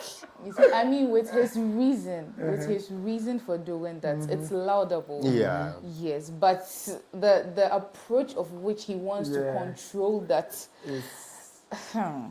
But let's look at this. It will be difficult. Is this our biggest problem as a country right now? Not at all. Even easy, if you are talking about distance, here lies the case. You are drafting a bill for the president to sign. You pushed it on the Kufuor's neck, 2024. Sign, Mr. President, sign. Who crowd you to move papa money a day? Oh, I'm saying you found a way of chipping in the family rights and then that bill. Yeah. But then these have now passed. Which one? They passed the bill. They announced it earlier on, so the bill. This one. That the president says that now they did not have a quorum to pass it, and which is legally right. I'm coming there. And again, he says that it needs more consultation. That's the speaker saying. No, the president. No, the president said that. But he's abroad. How did he say that? Oh, my phone. Why is that my phone was off here? I would have shown you because you see, for the first point, it is right. It's clear. If you don't have a quorum or something to pass a law, I understand it. You must have the quorum to do so. So it's not passed. But why is it that? Why is it that your people passed it, your majority people passed it, and then you are now telling us that it needs more consultation before you sign? Consultation. And now, Honorable Sam George is telling us that when a bill is transmitted to the president, he has 30 days to do consultation before he signs. Why? Meanwhile, you had wanted Kufuor to sign right after you sent it to him. The thing is that Kufuor didn't want to sign. He never wanted to sign. If he never wanted to sign, he never got to him. And somebody has taken the step two. Which step? Have you read it for yourself? This bill, have you read it for yourself? President Mahama I haven't. About 32 amendments in it. I think it's about the one 25. that they were 25, right? The one that they were sending to Akufo-Addo, they made about 25 amendments. Why? Ask yourself, why is it that the bill had issues, right? And now the Attorney General has advised on how to fix them. So and they fixed it. They knew 2024 the bill had issues. They didn't know or they didn't know. But you can fix it after signing. No. I mean, did they know or they didn't know? Which people? The NDC. Whether they knew or not, they came to meet a bill which has been thrown out by a previous government. And now they've reintroduced it. And upon a second look, they find something wrong with it. That is the hypocrisy. Because the kind of neck pressing you did to Akufo-Addo was so bad. For him. If he didn't want to sign, the bill got to him. It never got to him. The bill was transmitted, but he never. It never got to him. Your president even said it himself. President Mahama said it himself. That the bill never got to Akufo-Addo because there was a court injunction So at this point, if they injunct him to, will you say it will never use the same excuse? That if somebody goes to Supreme Court with this bill too, yes, and you also say it's not getting it, will you accept that excuse? It's legal. Will you accept that excuse? Legal because someone has injuncted the Speaker of Parliament not to transmit the bill to the President, and that is it. So that's where the if somebody injuncts it again, will you buy that excuse? Because Richard Alaska and Co that injuncted the bill first, they are still there. They can still injunct it. With that, we will go back though and then see what we do about it. So it means that they now went and told Richard to injunct we never so that they will use it as an excuse. We never did that. He has his personal value. Maintain your obiatu. He has his own personal values and other things. No, I never said that. Me say if they do that, you are asking, will we accept it that someone has injuncted the Speaker of Parliament not to transmit the letter or the bill to the President? Will we accept that as an excuse? And I'm saying that we will go back door and then see what we can do and come back. I mean, we are never going to talk to the President to go and withdraw the case or something. No, but we know what to go and come back with. Yes. So now that the bill has been passed, what's your beef? In Team 4 Joy is doing press conference. Other people are doing even though Afenyo Markins is posting on Facebook and claiming his account is hacked. All against the same bill that if the bill was correctly passed and then consulted very well, why would then the Speaker of Parliament now be seeking a real consideration? Because he felt maybe some things could have been done better. But that's different from you, what your Team 4 Joy is saying and what your minority leader is saying. No. You see, did you read Afenyo Markins' post? The one that he claims is fake. No, not claims, it is true. It is not claims, it's true. You see, according to Speaker, according to the Constitution, is supposed to be neutral, managing the affairs of the House. Again, so a Speaker cannot be diving deeper into certain ways, making him much political. But as a political party, of it we have our as a ranking member or the leader of it. At that point, that's Reverend Team for the Honorable, leading that charge. He has to come out to spell out what is going on actually, so that Ghanaians will know the hypocrisy of the new government, the NDC government. Yes. Yeah, being hypocrite. Where I was in Team 4 when your president was refusing to sign the bill. That's what I said. Someone has injuncted Speaker. What will he do? The bill is just a piece of document. You can go for it with or without any injunction. No. Injunction is a court order. Massa. Court orders you. You don't transmit it. Yes. And then you are transmitting. So what caused that injunction? Did you know what according to sources happened? He was saying they themselves now cooked up a lawsuit against the bill because they didn't want to sign. So that he was not saying that. He was just saying that the bill had some kind of constitutional matters regarding it. That's why and now they fixed it. That's and now that they fixed it, you claim it's not fixed. Wasn't it the amendments you're talking about? No, so they didn't know that. As at that time that the NPP were talking about it, that no, this thing, even Afenyo Markins talked about it, that this thing that you people you are bringing up on board, there are a lot of constitutional matters on it. Let's do something about it. I think we told the Speaker, as at that time, Speaker, there's something on it. Let's do something. Let's do amendment. No, this is our cultural values. These are, so hard. But he's still saying the same thing. And then these amendments. Have you watched his recent videos? And then these amendments. But still, they are still, Anyway, let's wrap up on a note that you can really use to blast the government well. There's a Galamsey video in which, I think they were doing Galamsey and a drone started coming, right? Okay. And what they started doing is really, really surprising to me. But I want you to look at the video and share your thoughts on it as our final, what do you call the flip side?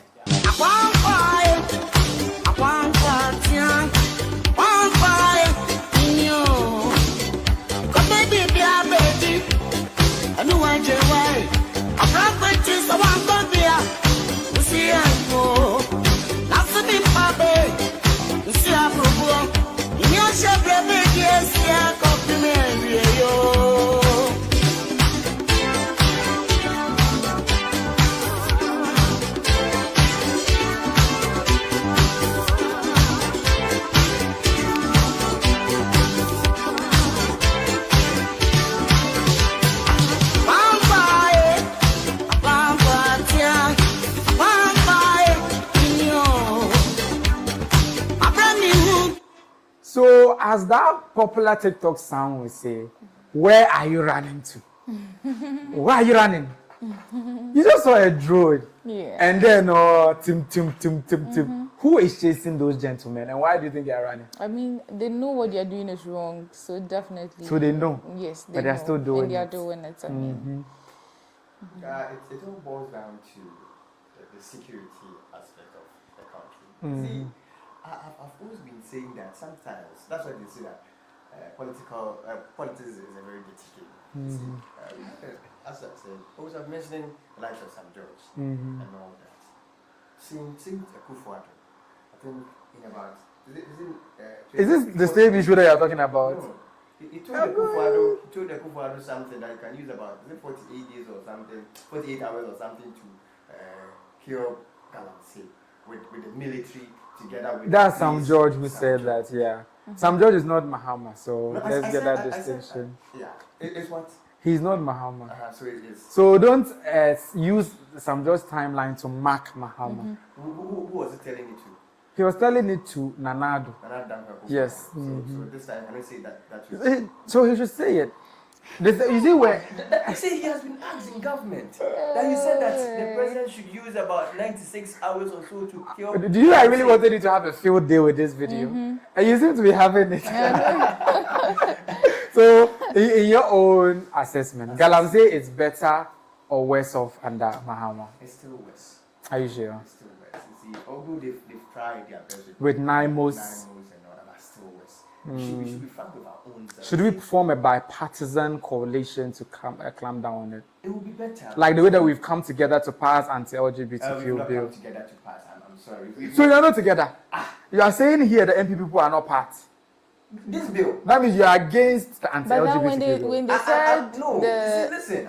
Here lies the case. We are saying that transform or transmit the former or the previous bill. If you believe that it has no constitutionality matters, transmit that one to President Mahama. But you know that one died with the 8th Parliament or so.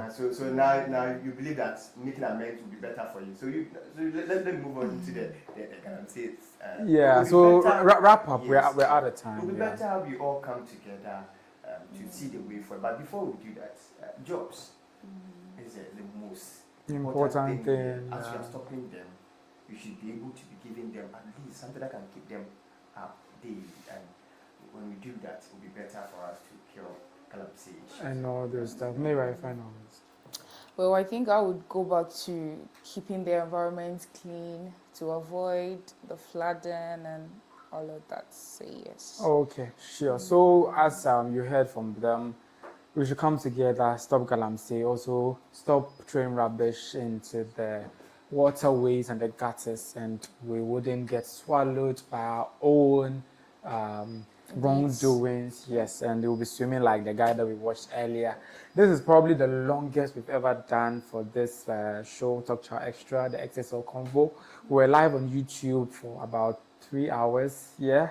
Then this conversation will be live or available on podcast platforms, Spotify, Apple Podcast, Amazon Music, and YouTube Music. So do well to check out the podcast on those platforms as you join us every Friday at 7 with your thoughts and comments. Today, Abigail Anderson, Wooded Echo, David Waterjo, we had a new subscriber, Susanna, a lot of people. If I couldn't mention them, forgive me, but basically a lot of you came through and showed out. See you next week.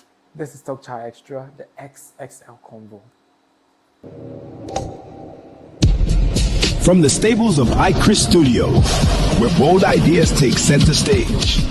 For all the big conversations and bigger perspectives, Talk Chaw Xtra is the place to be. Talk Chaw Xtra, Ghana's first live podcast with a premier vibe.